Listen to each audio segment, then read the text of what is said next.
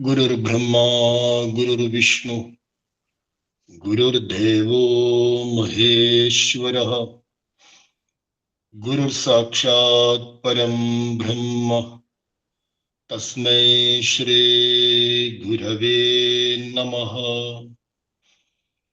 ओम श्रीनारायण गुरुराध्यां शिवलिंगार्य मध्यमां बोधानंद संसरन्तीं अस्मदाचार्य पर्यन्तां शिष्य संघान्वितां शुभां गुरुचैतन्य समन्वितां दिव्यां ज्ञान प्रवाहिनीं वन्दे तां चेतनां पुनः। ओम श्रीनारायण परमगुरवे नमः। ഓം ശ്രീ ശാരദാംബികായേ നമഃ. സ്മൈൽ സാധന ട്രസ്റ്റിന്റെ ബഹുമാനപ്പെട്ട ഭാരവാഹികൾ, ഇന്നത്തെ ഈ പഠന ക്ലാസ്സിന് വിവിധ പ്രദേശങ്ങളിൽ നിന്ന് ജോയിൻ ചെയ്ത ഗുരുദേവ വിശ്വാസികൾ, പഠിതാക്കൾ എല്ലാവർക്കും സ്വാഗതം, നമസ്കാരം. ഗുരുവിന്റെ ശിഷ്യോത്തമനും മഹാകവിയുമായ കുമാരനാശാൻ രചിച്ച ശാരദാഷ്ടകം എന്ന കൃതിയാണ് നമ്മൾ അധ്യയനം ചെയ്തുകൊണ്ടിരിക്കുന്നത്. ഈ കൃതിയിലെ 4 ശ്ലോകങ്ങൾ ഇതിനകം വിചാരം ചെയ്തു. ശ്ലോകം 5. ലുപ്തരാഗസരണി സുനിശ്ചിത ലോകസംഗ്രഹ വിധൗ പടീയസി കാചനാംബ ദിശനാ ഭവന്മയി കർമ്മ കൗശല ജുഷാ നിഷേവ്യതേ. ഇതാണ് ശ്ലോകം. ഞാൻ നേരത്തെ പറഞ്ഞു, മനോഹരമായി ആലപിക്കാൻ കഴിയുന്നവർക്ക് നല്ല ഈണത്തിൽ പാടാൻ കഴിയുന്ന ശ്ലോകങ്ങളാണ് ശാരദാഷ്ടകം എന്നുള്ളത്. ഒന്നും കൂടി ആവർത്തിക്കാം. ലുപ്തരാഗസരണി സുനിശ്ചിത ലോകസംഗ്രഹ വിധൗ പടീയസി കാചനാംബ ദിശനാ ഭവന്മയി കർമ്മ കൗശല ജുഷാ നിഷേവ്യതേ.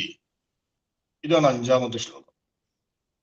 അപ്പൊ ഈ ശ്ലോകത്തിന്റെ അർത്ഥം പൂർവ്വ ശ്ലോകങ്ങളിൽ നമ്മൾ എങ്ങനെയാണോ അർത്ഥകൽപ്പന ചെയ്തത് അതേ രീതിയെ അവലംബിച്ചുകൊണ്ട് ഇതിന്റെ അർത്ഥത്തെ ചിന്തിക്കുകയാണെങ്കിൽ ഇതിലെ ക്രിയാപദം എന്നുള്ളത് നിഷേവ്യത എന്നുള്ളൊരു വാക്കാണ്. അപ്പൊ ശ്ലോകത്തിന്റെ ഏറ്റവും അവസാനം നമുക്ക് ആ വാചകം, ആ പദം കാണാൻ സാധിക്കും, നിഷേവ്യത. നിഷേവ്യത എന്ന് പറഞ്ഞാൽ അത് കർമ്മണി പ്രയോഗം എന്നൊരു രീതിയുണ്ട് സംസ്കൃതത്തിൽ. കർമ്മണി പ്രയോഗത്തിൽ പ്രയോഗിക്കപ്പെട്ട ഒരു ക്രിയാപദമാണ്, ഒരു വേർബാണ്. അപ്പൊ കർമ്മണി പ്രയോഗമാകുമ്പോൾ എപ്പോഴും അതിന്റെ കർത്താവ് തൃതീയ വിഭക്തിയിലായിരിക്കും. നിഷേവ്യത എന്ന വാചകത്തിന്റെ അർത്ഥം, ആ പദത്തിന്റെ അർത്ഥം സേവിക്കുക, സേവിക്കപ്പെടുന്നു. സേവിക്കപ്പെടുന്നു മീൻസ് ഈ ഒരു സന്ദർഭത്തിൽ പറയുമ്പോൾ പൂജിക്കപ്പെടുന്നു എന്നൊക്കെ അർത്ഥം പറയാം. അപ്പൊ നിഷേവ്യത എന്ന് പറഞ്ഞാൽ പൂജിക്കപ്പെടുന്നു അഥവാ സേവിക്കപ്പെടുന്നു. അപ്പൊ പൂജിക്കപ്പെടുന്നു എന്ന് നമ്മൾ ചിന്തിക്കുമ്പോൾ കർത്താവ് എപ്പോഴും തൃതീയ വിഭക്തിയിലായിരിക്കണം. ആരാൽ പൂജിക്കപ്പെടുന്നു എന്ന ചോദ്യം വരും. ആരാൽ പൂജിക്കപ്പെടുന്നു? അപ്പൊ ആരാൽ പൂജിക്കപ്പെടുന്നു എന്നതിന്റെ ആ ആരാൽ എന്നതിന്റെ ഉത്തരമാണ് തൊട്ട് മുമ്പ് തന്നെ, നിഷേവ്യതയുടെ തൊട്ട് മുമ്പ് തന്നെ കാണാൻ സാധിക്കും. കർമ്മ കൗശല ജുഷ എന്നുള്ളത്. അപ്പൊ അത് തൃതീയയിൽ പ്രയോഗിച്ച ഒരു പദമാണ്. അതുകൊണ്ട് നമുക്ക് നിഷേവ്യത എന്നതിന്റെ കർത്താവായിട്ട് ഈ പദത്തെ മാനിക്കാം. ജുഷ് എന്നുള്ള ആ പദത്തിന്റെ അർത്ഥം, ആ ധാതുവിന്റെ അർത്ഥം സേവനെ, ജുഷ് സേവന എന്നാണ്. സേവന എന്ന് പറയുമ്പോൾ ഒന്നില് മുഴുകിയിരിക്കുക, ഒന്നില് അതിയായി ഏർപ്പെടുക, മീൻസ് ഒന്നിന് മുഴുകിയിരിക്കുക, അതിൽ നല്ല പ്രാവീണ്യം സിദ്ധിക്കുക, ഇങ്ങനെയൊക്കെ അർത്ഥം വരുന്ന ഒരു പദമാണ്, ഒരു ധാത്തുവാണ് ജുഷ് എന്നുള്ളത്. ആ ജുഷിന്റെ തൃതീയ വിഭക്തിയാണ് ജുഷ എന്നുള്ളത്. അപ്പോൾ വിശേഷണമായിട്ട് കർമ്മ കൗശല ജുഷ എന്ന് പറഞ്ഞു. കർമ്മ കൗശല ജുഷ എന്ന് പറയുമ്പോൾ കർമ്മ കുശല നിപുണൻ എന്നർത്ഥം എടുക്കാം. ജുഷ് എന്ന് പറഞ്ഞാൽ ഒന്നിൽ മുഴുകിയിരിക്കുക, ഒന്നിൽ നൈപുണ്യം ഉണ്ടായിരിക്കുക, അല്ലെങ്കിൽ ഏതെങ്കിലും ഒരു സേവനത്തിൽ ഏർപ്പെടുക, ഇങ്ങനെ പല അർത്ഥങ്ങളും സമാനമായിട്ടുണ്ട്. അപ്പൊ ഏറ്റവും നല്ല അർത്ഥം നമുക്ക് നിപുണൻ എന്ന് പറയാം. അപ്പൊ കർമ്മ കൗശല ജുഷ എന്ന് പറയുമ്പോൾ കർമ്മ കൗശല നിപുണനാൽ എന്നർത്ഥം വരും. അപ്പൊ കർമ്മ കൗശല നിപുണനാൽ സേവിക്കപ്പെടുന്നു എന്നർത്ഥം. ആദ്യത്തെ പദത്തിന് കർമ്മ കൗശല ജുഷ നിഷേവ്യതേ എന്ന് പറഞ്ഞാൽ കർമ്മ കൗശല നിപുണനാൽ പൂജിക്കപ്പെടുന്നു, ഇതാണ് അർത്ഥം. അപ്പൊ കർമ്മ കൗശല നിപുണനാൽ ആര് പൂജിക്കപ്പെടുന്നു എന്ന് നമുക്ക് ചിന്തിക്കാം. ആരാണ് പൂജിക്കപ്പെടുന്നത്?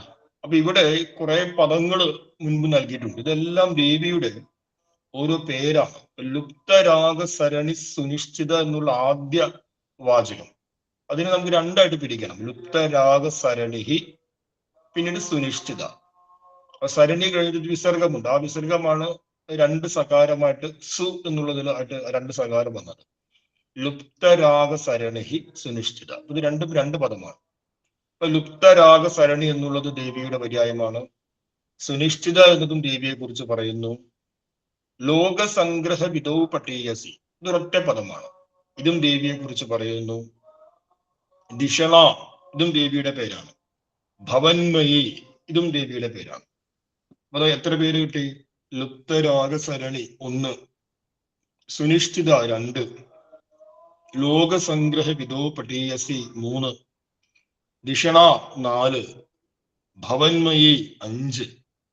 ഇങ്ങനെ 5 പദങ്ങൾ, 5 പേരുകൾ ദേവിയെ കുറിക്കുന്ന 5 പേരുകൾ ഇവിടെ. ഈ 5 പേരുകളിൽ ഒരു പേരിനെ നമ്മൾ വിശേഷ്യമായി എടുക്കണം, ബാക്കി 4 എണ്ണത്തിനെയും വിശേഷണമായി എടുക്കണം. അപ്പൊ ഏത് പേരാണ് വിശേഷ്യമായി എടുക്കാവുന്നതെന്ന് ചോദിച്ചാൽ ഏറ്റവും അനുയോജ്യമായി വ്യാകരണപരമായി ചിന്തിച്ചു കഴിഞ്ഞാൽ ഏറ്റവും അനുയോജ്യം ദിഷണ എന്നുള്ളതാണ്. ദിഷണ എന്നുള്ളതിനെ ദേവിയുടെ പേരായിട്ട് എടുത്തുകൊണ്ട് ബാക്കി പറഞ്ഞതിനൊക്കെ അതിന്റെ വിശേഷണമായി മാനിക്കാം. പക്ഷെ ദിഷണ എന്നുള്ളത് നമുക്ക് ദേവിയുടെ പേരായിട്ട്, ദേവിയുടെ പേരാണെങ്കിൽ തന്നെയും, ബുദ്ധി എന്നാണ് ദിഷണ എന്ന വാക്കിന്റെ അർത്ഥം. ദേവിയുടെ പേരാണെങ്കിൽ തന്നെയും ഒരു ഭക്തി പുരസ്സരം നമ്മൾ ദേവിയെ എപ്പോഴും വിളിക്കുമ്പോൾ ചിന്മയി അല്ലെങ്കിൽ ജഗന്മയി എന്നൊക്കെ പറയും. അതേപോലെ ഇവിടെ ഭവന്മയി എന്നുള്ള പദം ദേവിയെ വിളിക്കാൻ ഏറ്റവും അനുയോജ്യമായ പേരാണ്, ഭവന്മയി എന്നുള്ളത്. ഇപ്പൊ ഭവന്മയി എന്നുള്ളത് ദേവിയുടെ പേരായി മുഖ്യമായ ഇവിടെ ദേവിയുടെ വിശേഷ്യമായി എടുത്തിട്ട് ബാക്കിയുള്ള എല്ലാ പേരുകളും അതിന്റെ വിശേഷണമായിട്ട് ചേർത്താൽ മതി. അപ്പൊ നമുക്ക് ഈ ശ്ലോകത്തിന്റെ അർത്ഥം താല്പര്യം മനസ്സിലാകും. അപ്പൊ നോക്കൂ, ഭവന്മയി കർമ്മ കൗശല ജുഷ നിഷേവ്യതേ, ദേവിയെ കർമ്മ കൗശല നിപുണനാൽ പൂജിക്കപ്പെടുന്നു എന്നർത്ഥം. ഈ ഭവന്മയി എന്നുള്ളത് ദേവിയെ എന്ന് പറയാൻ സാധിക്കില്ല, കാരണം ദേവി എന്ന് പറയുമ്പോൾ അത് ദ്വിതീയ വിഭക്തിയിൽ പറയും. പക്ഷെ ഇവിടെ ഈ കർമ്മണി പ്രയോഗത്തിന്റെ ഈ എപ്പോഴും അതിന്റെ ഒരു കർമ്മമായിട്ട് വരുന്നത് അത് പ്രഥമ വിഭക്തിയിലായിരിക്കും. അതുകൊണ്ടാണ് ഭവന്മയി എന്നുള്ളത് പ്രഥമയിൽ തന്നെ പറഞ്ഞിരിക്കുന്നത്. അതുകൊണ്ട് മലയാളത്തിൽ നമ്മൾ സംസാരിക്കുമ്പോൾ ദേവിയെ അല്ലെങ്കിൽ ഭവന്മയെ എന്നുള്ളത് ആ അർത്ഥം മനസ്സിലാക്കാൻ വേണ്ടി ദ്വിതീയയിൽ സംസാരിക്കാണ്. എന്ന് പറയുമ്പോൾ ദ്വിതീയ വിഭക്തിയായിട്ട് മാറും. അതുകൊണ്ട് ഭവന്മയി എന്നുള്ളതിന്റെ യഥാർത്ഥ മലയാള പരിഭാഷയല്ല ഭവന്മയെ എന്നുള്ളത്. ഭവന്മയി എന്നുള്ളതിന്റെ മലയാള പരിഭാഷ ഭവന്മയി എന്ന് തന്നെയാണ്. പക്ഷെ ആ വാചകം മനസ്സിലാക്കാൻ വേണ്ടി ഭവന്മയെ എന്ന് പറയുന്നുള്ളൂ. അപ്പോ എങ്ങനെ നമുക്ക് ആ വാചകത്തെ ക്രമീകരിക്കാം? ഭവന്മയി കർമ്മ കൗശല ജുഷ നിഷേവ്യതേ, ഭവന്മയെ ദേവിയെ കർമ്മ കൗശല നിപുണനാൽ സേവിക്കപ്പെടും. പിന്നെ ഈ ഭവന്മയി എന്നുള്ളത് ദേവിയുടെ പേരായി നമ്മൾ മാനിച്ചു. അപ്പൊ ദേവിക്ക് ഒരു വിശേഷണമുണ്ട്. ആ വിശേഷണമാണ്, ആദ്യത്തെ വിശേഷണമാണ് ലുപ്തരാഗ സരണി എന്നുള്ളത്. അപ്പൊ വാചകം വീണ്ടും ക്രമീകരിക്കാം. ലുപ്തരാഗ സരണി ഭവന്മയി കർമ്മ കൗശല ജുഷ നിഷേവ്യതേ, ലുപ്ത രാഗസരണിയായ ഭവന്മയി ദേവിയെ കർമ്മ കൗശല നിപുണനാൽ പൂജിക്കപ്പെടുന്നു എന്നർത്ഥം. ആവർത്തിക്കാം. ലുപ്തരാഗസരണിയായ ഭവന്മയി ദേവിയെ കർമ്മ കൗശല നിപുണനാൽ സേവിക്കപ്പെടുന്നു. ഇത്രയും നമുക്ക് ഒരു വാചകം കിട്ടി. ഈ വാചകത്തെ ഒന്ന് പൂർണ്ണമാക്കാൻ വേണ്ടി ഒരു അഭിസംബോധന ചേർക്കണം. നമ്മൾ മുമ്പൊക്കെ അഭിസംബോധന പഠിച്ചു. അല്ലയോ ശാരദേ, അല്ലയോ ശ്രുതി വിശാരദാർച്ചിത എന്നൊക്കെ പഠിച്ചു. അതേപോലെ തന്നെ ഇതിന്റെ മുമ്പുള്ള ശ്ലോകത്തിൽ അംബ, അല്ലയോ അംബ, അല്ലയോ അമ്മ എന്നൊക്കെ പഠിച്ചു. അതേപോലെ ഈ ശ്ലോകത്തിലും ഒരു അഭിസംബോധനയുണ്ട് ദേവിയെ കുറിക്കുന്നത്. അത് മൂന്നാമത്തെ വരി, 1, 2, 3, 4 മൂന്നാമത്തെ വരി കാച്ചനാംബ എന്ന് കാണാം. കാച്ചന പ്ലസ് അമ്പയാണ് കാച്ചനാമ്പയായിട്ട് മാറി. അപ്പൊ കാച്ചന എന്ന് പറഞ്ഞാൽ അത് കശ്ചന എന്നുള്ളൊരു പുല്ലിംഗ പദമാണ്. അതിന്റെ ഒരു സ്ത്രീലിംഗമായിട്ട് ഉപയോഗിക്കുന്നതാണ് കാച്ചന. കശ്ചിത് എന്നൊക്കെ പറയും നമ്മൾ. കശ്ചിത് ധീര പ്രത്യേകാത്മാനമൈക്ഷതാവൃത്ത ചക്ഷുർ അമൃതത്വം ഇച്ഛൻ, ഒരു ഉപനിഷത്ത് വാക്യമാണ്. കശ്ചിത് ധീര, ഏതോ ഒരു ധീരൻ. ഏതോ ഒരു ധീരൻ എന്ന് പറയുമ്പോൾ നമുക്കറിയാത്ത ഒരാള്, അയാളെ വിശേഷിപ്പിക്കാൻ വേണ്ടി ഏതോ ഒരു എന്ന് പറയുന്നു, അനിർവചനീയമായെന്ന് പറയുന്നു. ഒന്നാമത്തെ ശ്ലോകത്തിൽ കാപി ഹസ്ത, ആ കാപ്പി എന്ന് പറയുമ്പോൾ ആ ദേവിയെ എനിക്ക് നാമരൂപാദികൾ എനിക്ക് അറിയില്ല, പക്ഷെ അനിർവചനീയമാണ്. അപ്പൊ അനിർവചനീയമായ ദേവിയെ സൂചിപ്പിക്കാനാണ് ആരോ ഒരാൾ എന്ന് പറയുന്നത്. അപ്പൊ ആ ആരോ ഒരാൾ, ഏതോ ഒരാൾ എന്ന അതേ അർത്ഥം വരുന്ന പദമാണ് കാച്ചന എന്നുള്ള പദം. ആ കാച്ചന എന്ന് പറയുമ്പോൾ ആരോ ഒരാൾ അതിന്റെ അർത്ഥം, അതിന്റെ വാക്യാർത്ഥം ലിറ്ററൽ മീനിങ് എന്ന് പറയുന്നത് ആരോ ഒരാൾ. പക്ഷെ ഇവിടെ നമ്മൾ അതിന്റെ ലക്ഷ്യാർത്ഥമായിട്ട് മനസ്സിലാക്കേണ്ടത് അനിർവചനീയമായ അമ്പ, അല്ലയോ അനിർവചനീയയായ അമ്മേ, ഇതാണ് അഭിസംബോധന. ഹേ അനിർവചനീയയായ അമ്മേ. നമ്മൾ കഴിഞ്ഞ ക്ലാസ്സിൽ പഠിച്ചു ഈ അംബ എന്നുള്ളത് അമ്പേനാകാത്തത് അമ്പാർത്ഥ നദ്യോ ഹ്രസ്വ എന്നൊരു സൂത്രം ഉപയോഗിച്ചിട്ടാണ്, എന്നൊരു നിയമം ഉപയോഗിച്ചിട്ടാണ് അത് ഹ്രസ്വമായിട്ട് മാറുന്നത്. അപ്പൊ അത് അഭിസംബോധന തന്നെയാണെന്ന് മനസ്സിലാക്കുക. അപ്പൊ എങ്ങനെ നമുക്ക് ആ പദത്തെ പൂർണ്ണമായിട്ട്, ആ വാചകത്തെ പൂർണ്ണമായിട്ട് ക്രമീകരിക്കാം? ഹേ കാച്ചനാംബ ലുപ്തരാഗസരണി ഭവന്മയി കർമ്മ കൗശല ദുഷ നിഷേവ്യതി. ആദ്യത്തെ വിശേഷണം ചേർത്തുള്ള ഒരു പൂർണ്ണമായ വാചകമാണ്. അല്ലയോ അനിർവചനീയയായ അമ്മേ, രാഗങ്ങളുടെ പ്രവാഹം നശിച്ച ഭവന്മയി, അമ്മയെ കർമ്മ കൗശല നിപുണനാൽ പൂജിക്കപ്പെടുന്നു എന്നർത്ഥം. ഈ അമ്മയെ എന്നുള്ളത് ബ്രാക്കറ്റിൽ എഴുതിയാൽ മതി. അത് നമ്മൾ പൂർണ്ണമായ അർത്ഥം മനസ്സിലാക്കാൻ വേണ്ടി ചേർത്തു എന്നുള്ളൂ. ഒന്നുകൂടി ആവർത്തിക്കാം. അല്ലയോ അനിർവചനീയയായ അമ്മേ, രാഗങ്ങളുടെ പ്രവാഹം നശിച്ച, ലുപ്തരാഗ സരണി, സരണി എന്ന് പറഞ്ഞ ഒരു പ്രവാഹമാണ്, നദിയാണ്. ആ നദി ലുപ്തമായി പോയി, നശിച്ചുപോയി, വറ്റിപ്പോയി. എന്ത് നദിയാണ്? രാഗസരണിയാണ്. രാഗസരണി, രാഗങ്ങളുടെ സരണി വറ്റിപ്പോയവൾ എന്നാണ് വിശേഷണം. അപ്പൊ എന്താണ് പൂർണ്ണമായ വാചകം? ഹേ കാച്ചനാംബ ലുപ്തരാഗസരണി ഭവന്മയി. ശ്രദ്ധിക്കാതെ, ഭവന്മയി എന്നുള്ളതിന്റെ വിശേഷണമാണ് ലുപ്തരാഗസരണി. ചുവന്ന പുഷ്പം, അതിന് പുഷ്പത്തിന്റെ വിശേഷണമാണ് ചുവന്ന എന്നുള്ളത്. അതേപോലെ ഭവന്മയി എന്ന് ദേവിയെ കുറിക്കാൻ വേണ്ടി, ദേവിയെ സൂചിപ്പിക്കാൻ വേണ്ടി ഇവിടെ പ്രയോഗിച്ച ആ പദം, ആ പദത്തിന്റെ എങ്ങനെയുള്ള ഭവന്മയിയാണ്? ലുപ്തരാഗസരണിയായ ഭവന്മയി, രാഗനദി വറ്റിപ്പോയ ഭവന്മയി എന്നാണ് ആ പ്രയോഗത്തിന്റെ അർത്ഥം. അപ്പൊ വാചകം വീണ്ടും ആവർത്തിക്കാം. ഹേ കാച്ചനാംബ, അല്ലയോ അനിർവചനീയയായ അമ്മേ, ലുപ്തരാഗസരണി ഭവന്മയി, രാഗങ്ങളുടെ പ്രവാഹം വറ്റിപ്പോയ ഭവന്മയിയെ കർമ്മ കൗശല നിപുണനാൽ സേവിക്കപ്പെടുന്നു, അഥവാ കർമ്മ കൗശല നിപുണനാൽ പൂജിക്കപ്പെടുന്നു എന്നർത്ഥം. ഞാൻ വീണ്ടും ഒരു നേരത്തെ കൂട്ടിച്ചേർക്കാൻ, ഭവന്മയ്യേ എന്നുള്ള നമ്മൾ ഒരു വാക്യം പ്രയോഗിക്കാനുള്ള സുഖത്തിന് വേണ്ടി പറയുകയാണ്. ഭവന്മയ്യേ എന്നുള്ള ദ്വിതീയ വിഭക്തിയാണ്. അപ്പോൾ ഇതിന്റെ മലയാള അർത്ഥത്തിലേക്ക് വരുമ്പോൾ ഭവന്മയ്യേ എന്ന് പറയേണ്ട കാര്യമില്ല. പക്ഷെ ആ വാചകം മനസ്സിലാക്കാൻ വേണ്ടി അങ്ങനെ ഒരു പ്രയോഗത്തിൽ പറഞ്ഞു എന്ന് ആവർത്തിക്കാം. ഹേ കാച്ചനാംബ ലുപ്തരാഗസരണി ഭവന്മയി കർമ്മ കൗശല ജുഷ നിഷേവ്യതേ. അല്ലയോ അനിർവചനീയയായ അമ്മേ, രാഗങ്ങളുടെ പ്രവാഹം നശിച്ച ഭവന്മയി, കർമ്മ കൗശല നിപുണനാൽ അമ്മയെ പൂജിക്കപ്പെടുന്നു അഥവാ സേവിക്കപ്പെടുന്നു. ഇത് ഒന്നാമത്തെ വാചകം. ഇനി രണ്ടാമത്തെ വാചകവും ഇതേപോലെ മനസ്സിലാക്കാം. രണ്ടാമത്തെ വാചകത്തില് ഭവന്മയി എന്നുള്ള പേര് നിലനിർത്തുക, ബാക്കി അടുത്ത വിശേഷണം ചേർത്ത് ആ വാചകത്തെ ക്രമീകരിക്കാം. രണ്ടാമത്തെ വാചകം എങ്ങനെ കിട്ടി? ഹേ കാച്ചനാംബ, അല്ലയോ അനിർവചനീയയായ അമ്മേ, സുനിശ്ചിത ഭവന്മയി കർമ്മ കൗശല ജുഷ നിഷേവ്യതേ. സുനിശ്ചിതയായ ഭവന്മയി കർമ്മ കൗശല നിപുണനാൽ പൂജിക്കപ്പെടുന്നു എന്നാണ് അർത്ഥം. ഭവന്മയി എന്നുള്ള ദേവിയുടെ പേരായിട്ട് നിർത്തി ആ ഭവന്മയുടെ അടുത്ത വിശേഷണം ചേർത്തു. നേരത്തെ നമ്മൾ ലുപ്തരാഗസരണി എന്നുള്ള വിശേഷണം ചേർത്തു. ഇവിടെ രണ്ടാമത്തെ വിശേഷണമായ സുനിശ്ചിത എന്നുള്ളത് ചേർത്തു. അപ്പൊ വാചകം എങ്ങനെ ക്രമീകരിക്കാം? ഹേ കാച്ചനാംബ, അല്ലയോ കാച്ചനാംബ, അല്ലയോ അമ്മേ, അല്ലയോ അനിർവചനീയായ അമ്മേ, സുനിശ്ചിതയായ ഭവന്മയിയെ കർമ്മ കൗശല നിപുണനാൽ പൂജിക്കപ്പെടുന്നു. ഇത് രണ്ടാമത്തത്.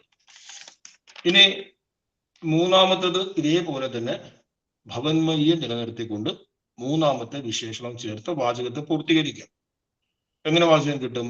ഹേ കാച്ചനാമ്പ, അല്ലയോ അനിർവചനീയയായ അമ്മേ, ലോകസംഗ്രഹവിധൗ പട്ടീയസി ഭവന്മയി കർമ്മ കൗശല ജുഷാ നിഷേവ്യതേ. ലോകസംഗ്രഹ കാര്യത്തിൽ സാമർഥ്യമുള്ള ഭവന്മയിയെ കർമ്മ കൗശല നിപുണനാൽ പൂജിക്കപ്പെടുന്നു. ഇതാണ് മൂന്നാമത്തെ വാചകം. ഹേ കാച്ചനാമ്പ, അല്ലയോ അനിർവചനീയയായ അമ്മേ, ലോകസംഗ്രഹ വിധൗ പട്ടീയസി, ലോകസംഗ്രഹ കാര്യത്തിൽ സാമർഥ്യമുള്ള ഭവന്മയി അമ്മയെ കർമ്മ കൗശല ജുഷാ നിഷേപ്യതേ, കർമ്മ കൗശല നിപുണനാൽ പൂജിക്കപ്പെടുന്നു. ഇത് മൂന്നാമത്തെ വാചകം. ഇനി നാലാമത്തെ വാചകം നമുക്ക് എങ്ങനെ ക്രമീകരിക്കാം? നാലാമത്തെ വാചകം ഭവന്മയി എന്നുള്ള ദേവിയുടെ ആ പദത്തിന്റെ കൂടെ അടുത്ത വിശേഷണം ചേർത്താൽ മതി. അടുത്ത വിശേഷണം എന്താണ്? ദിഷണ എന്നാണ് വിശേഷണം. ദിഷണ, ദിഷണ എന്ന് പറഞ്ഞാൽ ബുദ്ധി എന്നാണ്. ആക്ച്വലി വ്യാകരണത്തിന്റെ ദൃഷ്ടികോണിൽ ഈ ദിഷണ എന്നുള്ള പേരാണ് ഇവിടെ വിശേഷ്യമായിട്ട് വരേണ്ടതും ബാക്കിയെല്ലാം വിശേഷണമായിട്ട് വരേണ്ടതും. പക്ഷേ ദിഷണ എന്ന് നമ്മൾ സാമാന്യമായിട്ട് ദേവിയെ വിളിക്കാറില്ല.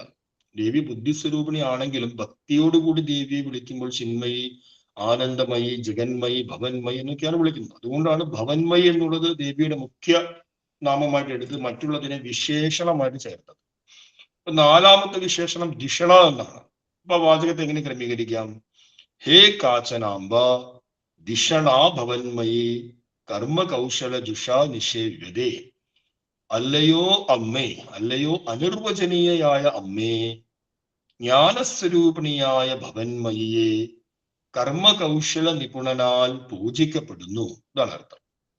ഈ 4 വാചകങ്ങളൊക്കെ പഠിക്കാനുള്ള സൗകര്യത്തിന് വേണ്ടി നമ്മൾ ക്രമീകരിച്ചതാണ്.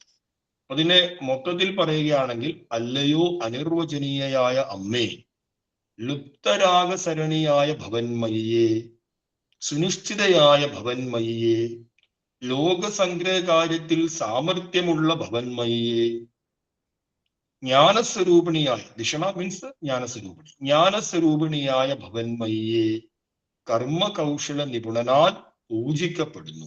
ഇതാണ് ഈ ശ്ലോകത്തിന്റെ അർത്ഥം. ഇത്രയും അർത്ഥത്തെ നമ്മൾ ക്രമീകരിച്ചു കഴിഞ്ഞാൽ പിന്നെ അതിന്റെ വിശേഷണങ്ങൾ ചേർത്ത് ആ വിശേഷണങ്ങളെ പിന്നീട് നമ്മൾ അർത്ഥചിന്തനം ചെയ്താൽ മതി. അത് അർത്ഥം ഈ രീതിയിൽ ക്രമീകരിക്കണം. അപ്പൊ ഇനി ഏതാനും വിശേഷണങ്ങൾ ഇതിൽ നൽകിയിട്ടുണ്ട്. അപ്പൊ ആ വിശേഷണങ്ങളിലേക്ക് കടക്കുന്നതിന് മുമ്പ് ചില സംസ്കൃത പദങ്ങൾ ഈ ശ്ലോകത്തിൽ, ഉദാഹരണത്തിന് പട്ടീയസി, അതേപോലെ തന്നെ ജുഷ് തുടങ്ങിയ പദങ്ങളുണ്ട്. ആ പദങ്ങളുടെ അർത്ഥം നമുക്ക് ചിന്തിക്കാം. അപ്പൊ ഒന്നാമത്തെ വിശേഷണമാണ് ലുപ്തരാഗസരണി എന്നുള്ളത്. ഒന്നാമത്തെ വിശേഷണമാണ്. ജഗന്മയി എന്ന് പറയുന്ന മുൻ ശ്ലോകങ്ങളിൽ ശാരദ എന്നും മറ്റും പ്രയോഗിച്ച ദേവിയുടെ ആ നാമത്തെ ഈ ശ്ലോകത്തിൽ കുമാരനാശാൻ ജഗന്മയി എന്ന് പ്രഖ്യാപിക്കുന്നു. ജഗന്മയി ദേവിയെ പറയുന്ന, ശാരദയെ പറയുന്ന പേരാണ് ജഗന്മയി. ആ ജഗന്മയിയുടെ വിശേഷണമാണ് ലുപ്തരാഗസരണി ജഗന്മയി. ലുപ്തരാഗസരണിയായ ജഗന്മയി, ലുപ്തരാഗസരണിയായ ജഗന്മയിയെ കർമ്മ കൗശല നിപുണനാൽ പൂജിക്കപ്പെടുന്നു എന്നർത്ഥം. ഒന്നാമത്തെ വിശേഷണം നോക്കൂ, ലുപ്തരാഗസരണി എന്നാണ്.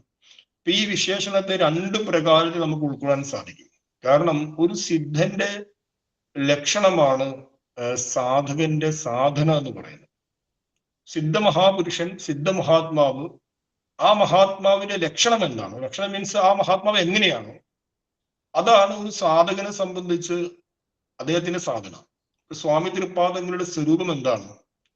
ആ സ്വരൂപമാണ് സ്വാമി തിരുപ്പാദങ്ങളെ പിന്തുടരുന്ന സാധകരുടെ സാധന എന്ന് പറയുന്നത്. ഗുരു എങ്ങനെയായിരുന്നു അപ്രകാരമാകാൻ വേണ്ടി പരിശ്രമിക്കുന്നു. ഗുരുവിനെ സംബന്ധിച്ചത് ഗുരുവിന്റെ പരിശ്രമമല്ല, ഗുരുവിന്റെ സ്വരൂപ ലക്ഷണമാണ് ഗുരുവിന്റെ ആ ജീവിതം എന്നുള്ളത്. നമ്മെ സംബന്ധിച്ച് ഗുരുവിന്റെ ആ സ്വരൂപ ലക്ഷണത്തെ, ഗുരുവിന്റെ സഹജമായിരിക്കുന്ന ആ സ്വരൂപത്തെ നമ്മൾ ഒരു സാധനയായിട്ട്, അതിലേക്ക് എത്തിച്ചേരാനുള്ള ഒരു സാധനയായിട്ട് നമ്മൾ പരിശീലിക്കുന്നു. അപ്പോൾ സിദ്ധന്റെ ലക്ഷണം എപ്പോഴും സാധകന്റെ സാധനയാണ്. അതേപോലെ ദേവിയുടെ വിശേഷണം എന്ന് പറയുന്നത് ഒരു സാധകന്റെ സാധനയാണ്. ദേവിക്ക് എന്തെല്ലാം വിശേഷണങ്ങൾ ശാരദാഷ്ടകത്തിൽ കുമാരനാശാൻ കൊടുക്കുന്നുവോ, ഇതിനകം നമ്മൾ പല വിശേഷണങ്ങളെയും കണ്ടു. ആ വിശേഷണങ്ങളെല്ലാം തന്നെ ദേവിയെ അനുസന്ധാനം ചെയ്യുന്ന ഒരു ഭക്തന്റെ ഒരു സാധകന്റെ, ഒരു ജിജ്ഞാസുവിന്റെ അവന്റെ സാധനയാണ് ആ വിശേഷണങ്ങൾ.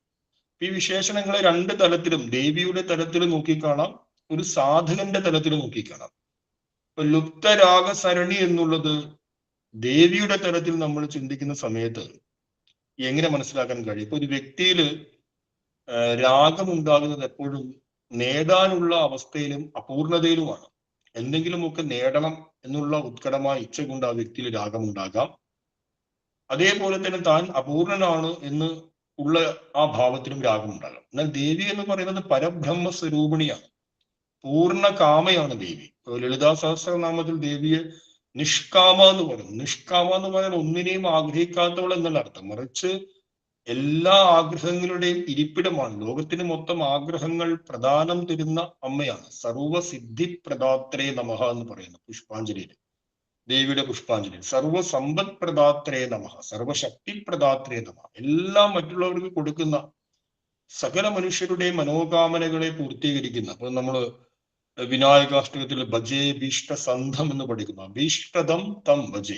അഭീഷ്ടതം എന്ന് പറഞ്ഞാൽ എന്താണ്? അഭീഷ്ടത്തെ കൊടുക്കാൻ ഈശ്വരന് കഴിയുന്നു. അപ്പൊ മറ്റുള്ളവരുടെ അഭീഷ്ടത്തെ പൂർണ്ണമാക്കണമെങ്കിൽ സ്വയം പൂർണ്ണകാമനായിരിക്കണം. ലോകത്തെ എല്ലാവർക്കും 1000 കോടി, ഓരോ വ്യക്തികൾക്കും 700 കോടി ജനങ്ങൾക്കും ഓരോ വ്യക്തിക്കും 1000 കോടി രൂപ കൊടുക്കണമെങ്കിൽ ആ കൊടുക്കുന്ന ആളുടെ അടുത്ത് എത്ര പൈസ ഉണ്ടാകണം? കൊടുക്കുന്ന ആളുടെ അടുത്ത് ആകെ ബാങ്കിൽ 10 ലക്ഷമേ ഉള്ളൂ. 10 ലക്ഷം വെച്ച് ഒരു വ്യക്തിക്ക് ആ 1000 കോടി വെച്ച് കൊടുക്കാൻ സാധിക്കും? ഒരിക്കലും സാധിക്കില്ല. അപ്പൊ അത്രയും കൊടുക്കണമെങ്കിൽ ഈ കൊടുക്കുന്ന ആള് ധനത്തിന്റെ നിറവുണ്ടായിരിക്കണം. അപ്പൊ പൂർണ്ണ കാമയാണ് ദേവി. നിഷ്കാമ, നിരാകുല എന്നൊക്കെ ലളിതാ സഹസ്രനാമത്തിൽ പറയുന്നു. പൂർണ്ണകാമയായ ദേവിയെ സംബന്ധിച്ച് രാഗം അപ്രസക്തമാണ്. രാഗം എപ്പോഴും ഉണ്ടാകുന്നത് അപൂർണതയിൽ നിന്നാണ്. അതുകൊണ്ട് എല്ലാവർക്കും സർവസമ്പത്ത്, സർവ ഐശ്വര്യ, സർവസിദ്ധി, സർവജ്ഞാനത്തെ പ്രദാനം ചെയ്യുന്ന ദേവിയെ സംബന്ധിച്ച് ദേവി പൂർണ്ണകാമയായതിനാൽ ദേവിയിൽ എന്തില്ല? രാഗസരണിയില്ല. സരണി എന്ന് പറഞ്ഞ ഒരു നദിയാണ്. സൃ എന്ന് പറഞ്ഞാൽ ഒഴുകുക, പ്രവഹിക്കുക. അപ്പൊ ആ നദി വറ്റിപ്പോയി. നല്ല ഈ ലോകത്ത് മൊത്തം നമ്മൾ സംസാര സാഗരം എന്നൊക്കെ പറയും, വിഷയ വൈതരണി നദി എന്നൊക്കെ പറയും. അത് മനുഷ്യന്റെ തലത്തിലാണ്, സാധകന്റെ തലത്തിലാണ്. പക്ഷെ ദേവിയുടെ തലത്തിൽ എന്താണ്? ലുപ്തമായി പോയി ആ നദി. രാഗസരണി വറ്റിപ്പോയവളാണ് ദേവി. രാഗസരണി വറ്റിപ്പോയവൾ എന്ന് കേൾക്കുമ്പോൾ നമുക്ക് അത് ദേവിയുടെ ഒരു പര്യായമായിട്ട് കിട്ടുമെന്നുള്ള സംശയം വരും. പക്ഷെ രാഗസരണി വറ്റിപ്പോയവൾ എന്ന് പറയാൻ കാരണം സർവ കാമങ്ങളുടെയും ഇരിപ്പിടമായ ദേവിക്ക് മറ്റൊരു കാമത്തെ ആഗ്രഹിച്ച് രാഗത്തിലേക്ക് പോകേണ്ട കാര്യമില്ല എന്നർത്ഥം. ഇത് ഒരു മീൻസ് ദേവിയുടെ തലത്തിൽ നിന്ന് ലുപ്തരാഗസരണി എന്നുള്ള പദത്തിന്റെ ഒരു ചിന്തനമാണ്. അപ്പൊ ആ ദേവിയുടെ തലത്തെ തന്റെ സാധനയാക്കി ലക്ഷ്യമാക്കുന്ന ഒരു സാധകനെ സംബന്ധിച്ച് ഈ ലുപ്തരാഗസരണി എന്നുള്ളതിനെ എപ്രകാരം മനസ്സിലാക്കണം എന്ന് ചോദിച്ചു കഴിഞ്ഞാൽ, ഇപ്പൊ രാഗം എന്നുള്ള വാക്ക് നമ്മൾ ഇതിനു മുമ്പ് പല സന്ദർഭങ്ങളായി രാഗം എന്നുള്ള വാക്ക് പഠിച്ചിട്ടുണ്ട്. രാഗം എന്ന് പറഞ്ഞാൽ രഞ്ജ് എന്നതിന്റെ അർത്ഥം. രഞ്ജ് രാഗി. രഞ്ജ് എന്ന് പറയുമ്പോൾ നിറം പിടിപ്പിക്കുക, കളറിങ് എന്നർത്ഥം. ഒന്നിനെ നിറം പിടിപ്പിച്ച് നോക്കുന്നതിനെയാണ് രാഗം എന്ന് പറയുന്നത്. അതിന്റെ എറ്റിമോളജി പ്രകാരം ഒരു സ്ഫടികം, ആ സ്ഫടികം ശുദ്ധമായ രൂപത്തിൽ അത് പ്രത്യേകിച്ച് യാതൊരു നിറങ്ങളും അതിലില്ല. പക്ഷെ അതിനടുത്ത് നമ്മളൊരു പുഷ്പമോ, ചുവന്ന പുഷ്പമോ അല്ലെങ്കിൽ എന്തെങ്കിലും വേറൊരു കളർ കൊണ്ട് അതിനടുത്ത് ചേർത്ത് വെച്ച് കഴിഞ്ഞാൽ ആ സ്ഫടികത്തിൽ അതേ നിറം വരും. അപ്പൊ ഇറ്റ്സെൽഫ് അതിൽ യാതൊരു നിറവുമില്ല, പക്ഷെ അടുത്ത് ഒന്ന് കൊണ്ടുവച്ച് കഴിഞ്ഞാൽ അതേ നിറം വരും. അതേപോലെ തന്നെ സ്വരൂപമായിരിക്കുന്ന നമ്മുടെ യഥാർത്ഥമായ അവസ്ഥയിൽ യാതൊരു നിറവുമില്ല, നമ്മൾ പ്ലെയിനാണ്. പക്ഷെ താതാത്മ്യം കാരണം നമ്മൾ ആ നിറത്തിൽ അങ്ങ് അകപ്പെട്ടു പോകും. ഒരു വ്യക്തിയോട് അതിയായ സ്നേഹമുണ്ടാകുമ്പോൾ ആ വ്യക്തിയുടെ സ്വഭാവ സവിശേഷതകളുമായിട്ട് നമുക്ക് വലിയ താതാത്മ്യം വരും. ഒരു പ്രസ്ഥാനത്തോട് അതിയായ സ്നേഹം ഉണ്ടാകുമ്പോൾ ആ പ്രസ്ഥാനത്തിന്റെ സ്വഭാവ സവിശേഷതകളുമായിട്ട് നമുക്ക് അതിയായ താതാത്മ്യം വരും. പലരും പ്രസ്ഥാനത്തിന് വേണ്ടി, ഇപ്പോൾ തെക്കൻ കേരളത്തില് അതത്ര വ്യാപകമല്ല, എന്നാൽ വടക്കൻ കേരളത്തിൽ സംബന്ധിച്ച് രാഷ്ട്രീയം എന്ന് പറയുന്നത് അവരുടെ ജാതിയും മതവുമായിരുന്നു. ഇപ്പോഴത്ര ശക്തമല്ല. ഒരു കാലത്ത് 80, 90 കാലഘട്ടത്തിലൊക്കെ രാഷ്ട്രീയത്തിന് വേണ്ടി, താൻ വിശ്വസിക്കുന്ന രാഷ്ട്രീയത്തിനും രാഷ്ട്രീയ പ്രസ്ഥാനത്തിനും വേണ്ടി ജീവൻ പോലും പണയം വെക്കാൻ അവർക്ക് യാതൊരു മടിയുമില്ല. അവരുടെ ജാതിയും മതവും ശ്വാസവും എല്ലാം പാർട്ടിയാണ്, ഏത് പാർട്ടിയായാലും. എന്തുകൊണ്ടാണ്?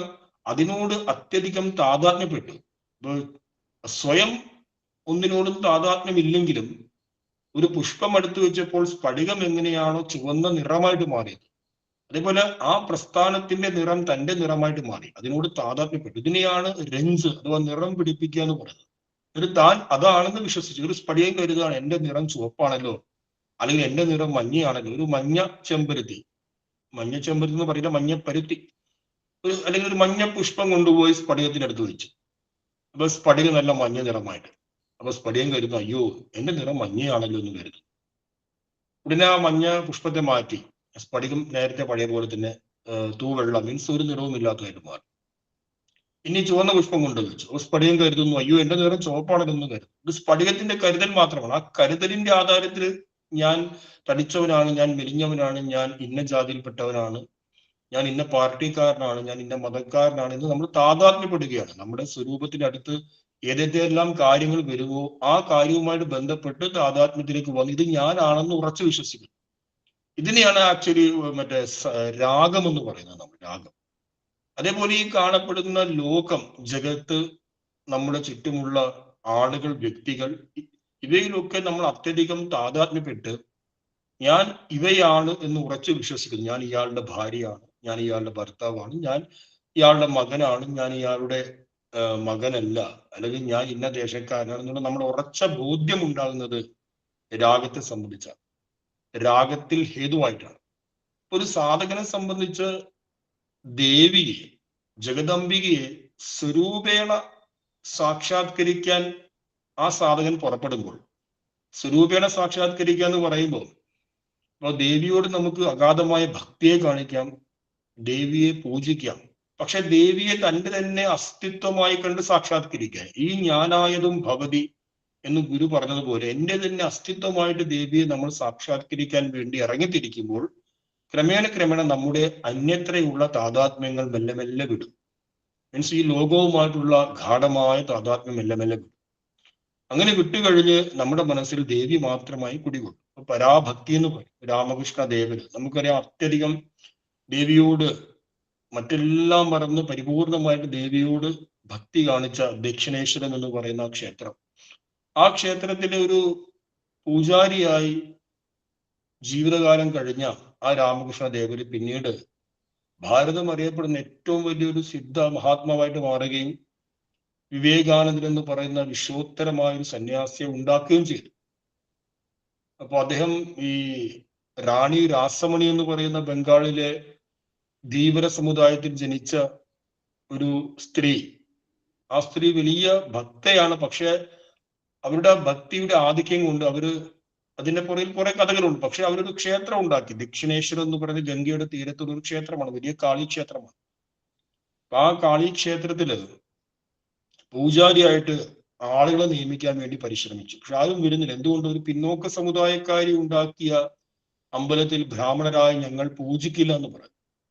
അങ്ങനെ രാംകുമാർ ഉപാധ്യായ എന്ന് പറയുന്ന ഒരു ബ്രാഹ്മണൻ അവസാനം പൂജ ചെയ്യാമെന്ന് പറയുകയും അദ്ദേഹത്തിന് പിന്നീട് അസൗകര്യം വന്നപ്പോൾ അദ്ദേഹത്തിന്റെ സഹോദരനെ അവിടുത്തെ പൂജാ കാര്യങ്ങൾ ഏൽപ്പിച്ചു. ആ സഹോദരന്റെ പേരാണ് ഗദാധരൻ എന്നുള്ളത്. ആ ഗദാധരനാണ് പിന്നീട് ആരായിട്ട് മാറിയത്? രാമകൃഷ്ണ പരമഹംസരായിട്ട് മാറിയത്. ഇപ്പൊ ഗദാധരൻ ദക്ഷിണേശ്വരത്തെ കാളിദേവിയെ പൂജിക്കുമ്പോൾ സാധാരണ നമ്മൾ പൂജയൊക്കെ ചെയ്യുന്ന സമയത്ത് നിവേദ്യം കൊടുക്കും. നിവേദ്യം കൊടുക്കുമ്പോൾ അതിനെ പ്രാണാഹുതി ചെയ്ത് പഞ്ചപ്രാണങ്ങൾ, പ്രാണാഹുതി മീൻസ് പഞ്ചപ്രാണങ്ങൾ മുദ്ര കാണിച്ച് ഓം പ്രാണായ സ്വഹ, അപാനായ സ്വഹ, വ്യാനായ സ്വഹ എന്ന് പറഞ്ഞ് മുദ്ര കാണിച്ച് അങ്ങനെയാണ് നിവേദ്യം ചെയ്യുന്നത്. അതിനൊരു ചടങ്ങുണ്ട് വൈദികമായിട്ട്. പക്ഷേ ഗദാധരൻ എന്ത് ചെയ്യുന്നു? പായസം എടുത്ത് കൈകൊണ്ട് വാരി നേരെ ദേവിയുടെ വായിലേക്ക് വെച്ചു കൊടുക്കും. അമ്മയെ കഴിക്കൂ, അമ്മയെ കഴിക്കൂ എന്ന് പറഞ്ഞു. അത് വലിയ വിഷയമായി. കാരണം ഗദാധരൻ അത് ഭ്രാന്തമായ അവസ്ഥയാണ്. ഭക്തന്മാർ വരുന്ന ക്ഷേത്രത്തിൽ ഇമാതിരി ഭ്രാന്താണ് ഗദാധരൻ കാണിച്ചു കൂട്ടുന്നത് എന്ന് പറഞ്ഞ് മാനേജ്മെന്റ് വലിയ വിഷയമാക്കി ഗദാധരനെ ഒക്കെ പുറത്താക്കാൻ വേണ്ടി പരിശ്രമിച്ചു. അപ്പൊ ക്ഷേത്രത്തിന്റെ മാനേജറുണ്ട്, മധുർ ബാബു എന്ന് പറയും. ആ മധുർ ബാബു ഒരിക്കലും സഹികെട്ട് എന്താണ് ഗദാധരൻ ശ്രീകോവിലിൽ ചെയ്യുന്നത് എന്ന് നോക്കാൻ വേണ്ടി സഹികെട്ട് ബലപൂർവ്വം നോക്കിയ സമയത്ത് സാക്ഷാൽ കാളിദേവി ശ്രീപീഠത്തിൽ ഇരിക്കുന്നു. ഗദാധരൻ നിവേദ്യം കൊടുക്കുന്നു, നേരിട്ട് കണ്ടു. അതോടുകൂടി മധുർ ബാബു എന്തായിട്ട് മാറി? പിന്നീട് ഈ ഗദാധരന്റെ രാമകൃഷ്ണദേവന്റെ ശിഷ്യനായിട്ട് മാറുക.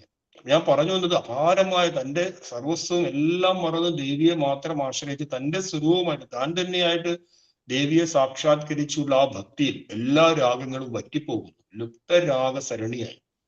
നമ്മുടെ ഏതെല്ലാം താതാത്മ്യമുണ്ടോ ആ താതാത്മ്യം എല്ലാം വറ്റിപ്പോയി ദേവി മാത്രം നമ്മുടെ അന്ധകരണത്തിൽ ഈ ജ്ഞാനായതും ഭവതി അല്ലെങ്കിൽ ദ്യോവാണ് അതിന്റെ മഹിമ. ദ്യോ എന്ന് പറഞ്ഞാൽ നമ്മുടെ അന്ധകരണമാണ്. അന്ധകരണത്തിൽ ദേവി കുടികൊള്ളുന്നു.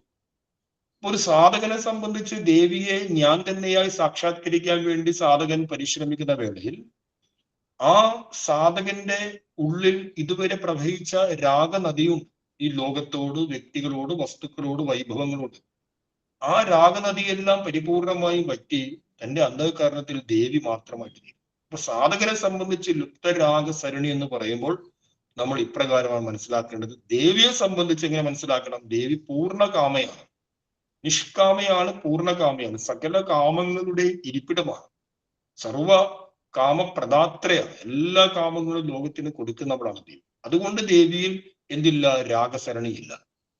എന്നാൽ ഒരു സാധകനെ സംബന്ധിച്ച് എന്തുകൊണ്ട് രാഗനദി വറ്റിപ്പോയി? സാധകനെ സംബന്ധിച്ച് ദേവിയെ മാത്രം, വേറെ ആരുമില്ല ഗതി. അതേപോലെ ഇതിനു മുമ്പ് ആശാൻ പറഞ്ഞൊരു വാചകം, അമ്മ മാത്രമേ ഉള്ളൂ എന്ന് പറഞ്ഞ ആ വാചകം എന്നെങ്കിൽ ഭാഷ മറന്നുപോയി. വേറെ ആരുമില്ല ഗതി എന്ന് പറയുന്ന ആ സമർപ്പണ ഭാവത്തിൽ തന്റെ തന്നെ അന്ധകാരത്തിൽ താൻ തന്നെയായി ദേവിയെ സാക്ഷാത്കരിക്കുമ്പോൾ ഇതുവരെ ആ സാധകന് ഈ ലോകത്തോട്, വസ്തു, വ്യക്തി, വൈഭവങ്ങളോട് വെച്ചിരുന്ന അഗാധമായ താതാത്മ്യം എന്ന് പറയുന്ന ആ രാഗനദി പൂർണ്ണമായിട്ടും വറ്റിപ്പോകുന്നു. ഇതൊരു സാധകന തലത്തിൽ. ഇതേ പ്രകാരത്തിൽ നമുക്ക് തുടർന്നുള്ള വിശേഷങ്ങൾ ചിന്തിക്കുകയാണെങ്കിൽ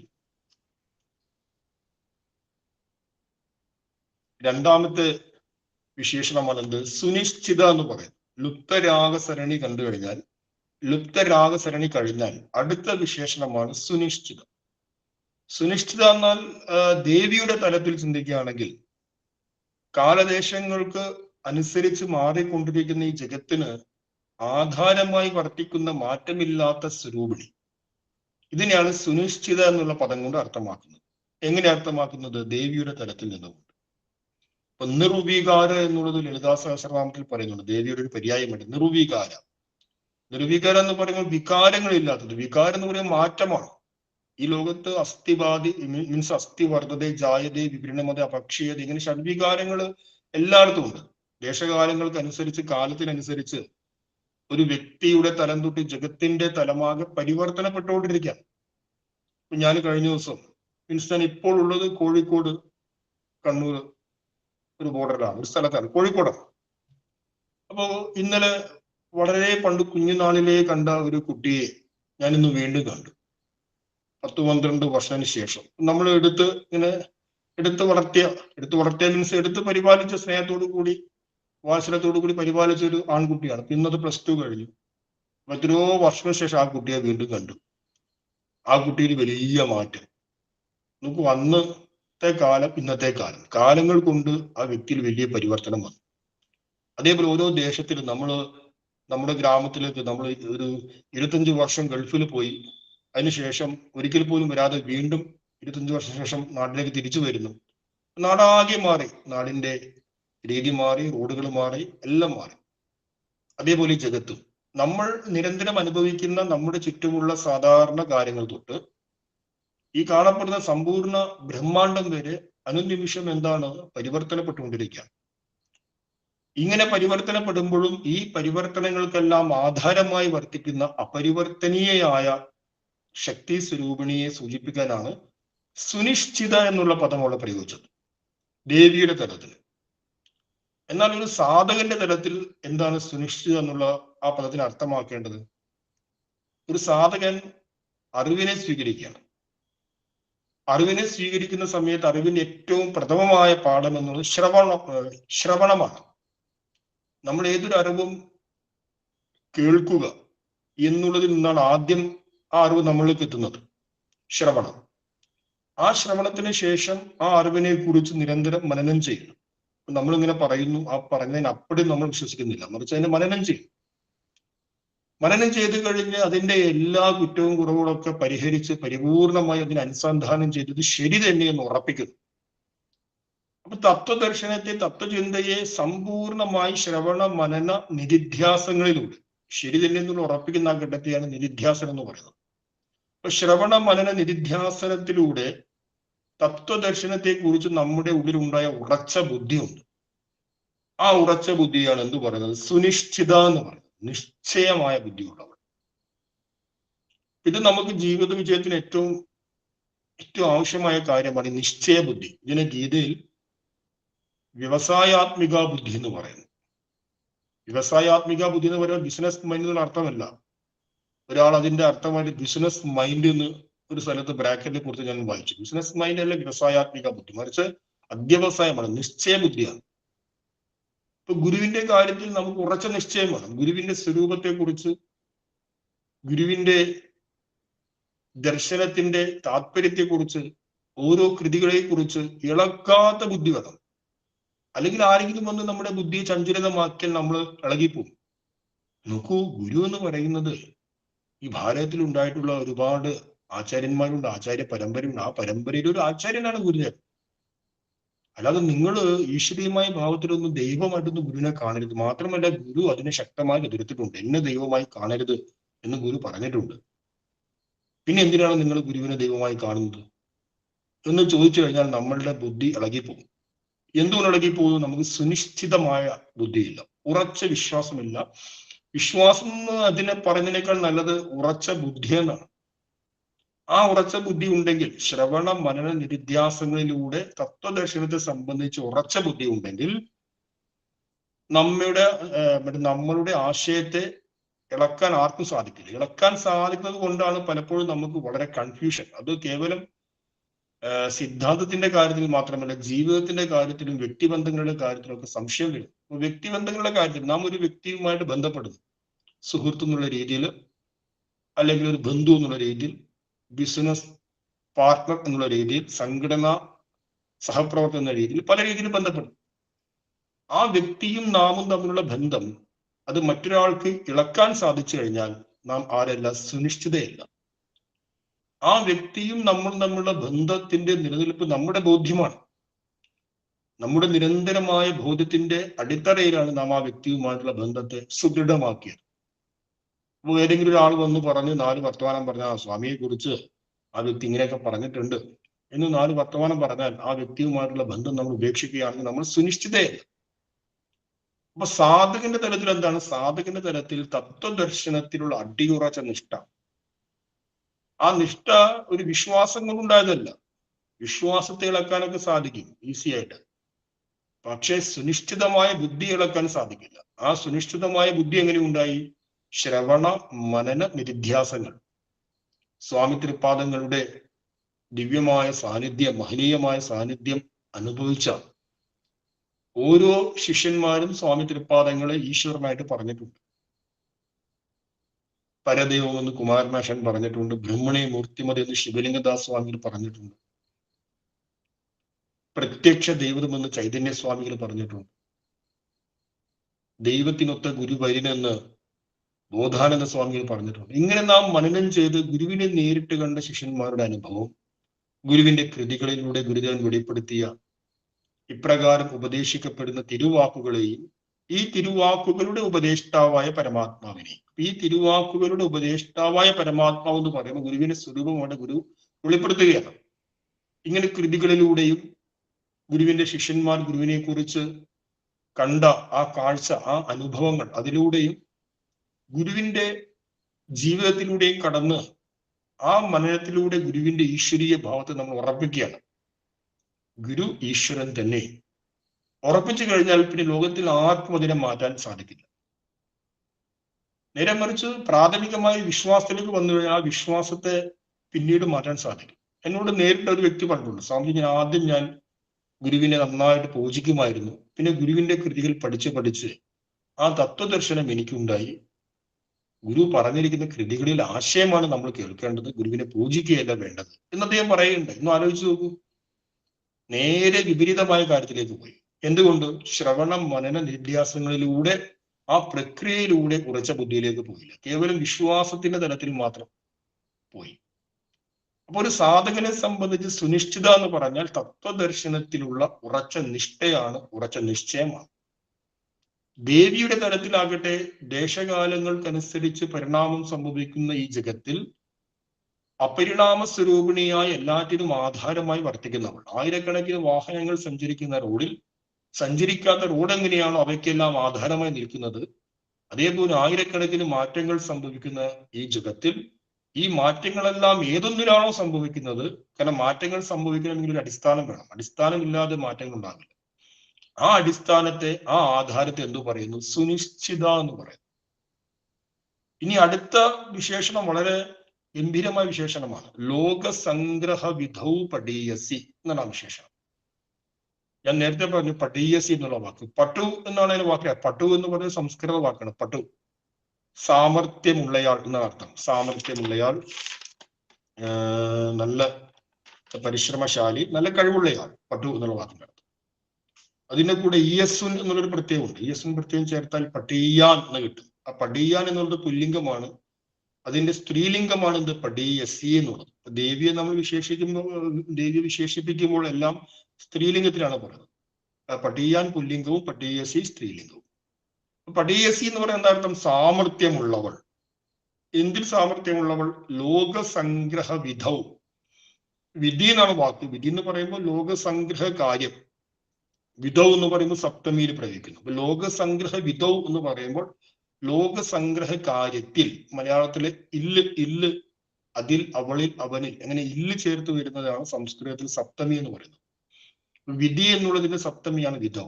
അപ്പൊ ലോകസംഗ്രഹ വിധൗ എന്ന് പറയുമ്പോൾ ലോകസംഗ്രഹ കാര്യത്തിൽ സാമർത്ഥ്യമുള്ളവൾ. ഇതാണ് ദേവി. ലോകസംഗ്രഹ കാര്യത്തിൽ സാമർത്ഥ്യമുള്ളവൾ.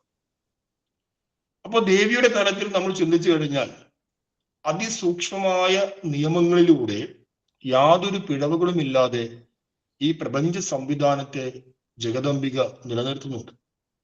അല്ലെങ്കിൽ ഈ പ്രപഞ്ച സംവിധാനത്തെ നിലനിർത്തുന്ന ആ നിയമത്തെ നമുക്ക് എന്ത് പറയാം? ജഗദംബിക എന്ന് പറയും. ഈ ലോകത്തിന്റെ നിയമം നോക്കൂ. ലോകത്തിന്റെ നിയമം അതിസൂക്ഷ്മമാണ്. അതിസൂക്ഷ്മമായ അനേകായിരം നിയമങ്ങളിലൂടെ ഈ കാണപ്പെടുന്ന മുഴുവൻ വൈവിധ്യങ്ങളെയും കോർത്തിണക്കി ഈ പ്രപഞ്ച സംവിധാനത്തെ അതിമനോഹരമായിട്ട് മുമ്പോട്ട് കൊണ്ടുപോകും. നോക്കൂ, നമ്മുടെ ആറ്റോമിക് തലത്തിൽ രണ്ട് ആറ്റങ്ങൾ തമ്മിൽ കൂടിച്ചേർന്നാൽ പോലും അതിഭീകരമായ വിസ്ഫോടനം ഉണ്ടാകും. അല്ലെങ്കിൽ ഊർജത്തെ സ്വതന്ത്രമാക്കാൻ സാധിക്കും. നമ്മുടെ മുമ്പിലുള്ള എല്ലാ ദ്രവ്യങ്ങളിലും ആറ്റങ്ങളുണ്ട്. ഈ ആറ്റങ്ങളെ ഫിഷൻ വഴി അതിനെ വിഘടിപ്പിക്കാതെയും ഫ്യൂഷൻ വഴി അതിനെ കൂട്ടിച്ചേർക്കാതെയും കൃത്യമായി നിലനിർത്തുന്ന ഒരു എനർജി ഉള്ളിലുണ്ട്, ഒരു ന്യൂക്ലിയർ ഫോഴ്സും ഉണ്ട്. അല്ലെങ്കിൽ ഇത് തമ്മിൽ കൂട്ടിമുട്ടി ഇവിടെ സ്ഫോടനം മാത്രമേ ഉണ്ടാവൂ. ഇപ്പൊ സൂര്യൻ നോക്കൂ, സൂര്യന്റെ ഉള്ളിൽ എപ്പോഴും ഉന്നതമായ താപം കാരണം അതിന്റെ ആറ്റങ്ങൾ പരസ്പരം ഫ്യൂഷൻ വഴി കൂടിച്ചേരുകയാണ്. അതുകൊണ്ടാണ് ഇത്രയും വലിയ ഊർജ്ജം ഉണ്ടാകുന്നത്. ഇതേ സംഭവം നമ്മുടെ ചുറ്റുപാടും സംഭവിക്കും. കാരണം ഏതൊരു ദ്രവ്യത്തിലും എന്തുണ്ട്? ആറ്റം ഉണ്ട്. രണ്ട് ആറ്റങ്ങൾ തമ്മിൽ കൂടിച്ചേരുകയാണെങ്കിൽ അതിഭീകരമായ ഊർജ്ജമാണ് ഉണ്ടാകുന്നത്. അതിനെയാണ് ശാസ്ത്രം ഫ്യൂഷൻ എന്ന് പറയുന്നത്. ഇപ്പൊ എന്തുകൊണ്ട് ആറ്റങ്ങൾ കൂടിച്ചേരുന്നില്ല? കൂടിച്ചേരാതെ അവയെ തടഞ്ഞു നിർത്തുന്ന ഒരു ശക്തി അതിൽ പ്രവർത്തിക്കുന്നു.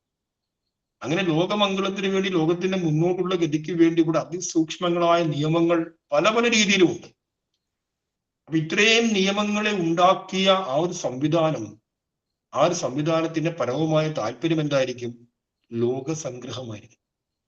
ലോകസംഗ്രഹം എന്ന് പറയുമ്പോൾ ലോകത്തിന്റെ നന്മയെ കരുതിയുള്ള പ്രവൃത്തി എന്നാണ് അർത്ഥം. നമ്മൾ മനുഷ്യന്മാരൊക്കെ ഇവിടെ ജീവിക്കുന്നു. ഞാൻ മുമ്പ് പറഞ്ഞു ഈ ആശയം. മനുഷ്യന് ജീവിക്കാൻ ആവശ്യമായ സാഹചര്യം ഇവിടെ ഉണ്ട്. ഒരു നിശ്ചിതമായ താപനില കൂട്ടിക്കഴിഞ്ഞാൽ മനുഷ്യന് ജീവിക്കാൻ കഴിയില്ല. അപ്പൊ നിശ്ചിതമായ താപനില കൂട്ടാതെ മനുഷ്യന് ജീവിക്കാൻ ആവശ്യമായ സാഹചര്യത്തെ, വായുവിനെ, ഭക്ഷണത്തെ ഇവിടെ ക്രമീകരിച്ചിട്ടുണ്ട്. അതേപോലെ ഓരോ സ്പീഷീസിനും ജീവിക്കാൻ ആവശ്യമായ സാഹചര്യത്തെ ക്രമീകരിച്ചിട്ടുണ്ട്. ഓരോ വസ്തുവിനും നിലനിൽക്കാൻ ആവശ്യമായ സാഹചര്യത്തെ ക്രമീകരിച്ചിട്ടുണ്ട്. ആ ക്രമീകരണത്തിന്റെ പുറകിൽ നമുക്കൊരു അനുകമ്പയെ കാണാൻ സാധിക്കും. ആ ക്രമീകരണത്തിന്റെ പുറകിൽ ഒരു ലോകസംഗ്രഹത്തെ കാണാൻ സാധിക്കും. ഈ ലോകത്തിന്റെ നിലനിൽപ്പിനുള്ള അനുകമ്പാപൂർണമായ ഒരു ഇച്ഛയെ ഏതൊരു ക്രമീകരണത്തിന്റെ പുറകിലും കാണാൻ സാധിക്കും. ആ അനുകമ്പ ഇല്ലെങ്കിൽ നമ്മുടെ കാര്യമൊക്കെ കഷ്ടത്തിലാണ്. അതിമാരകമായ രശ്മികൾ വന്ന് ഈ ഭൂമിയെ തകർത്ത് കളയും. അല്ലെങ്കിൽ താപനില കൂടി നമുക്ക് ജീവിക്കാൻ ഉള്ള സാഹചര്യം നഷ്ടപ്പെടും.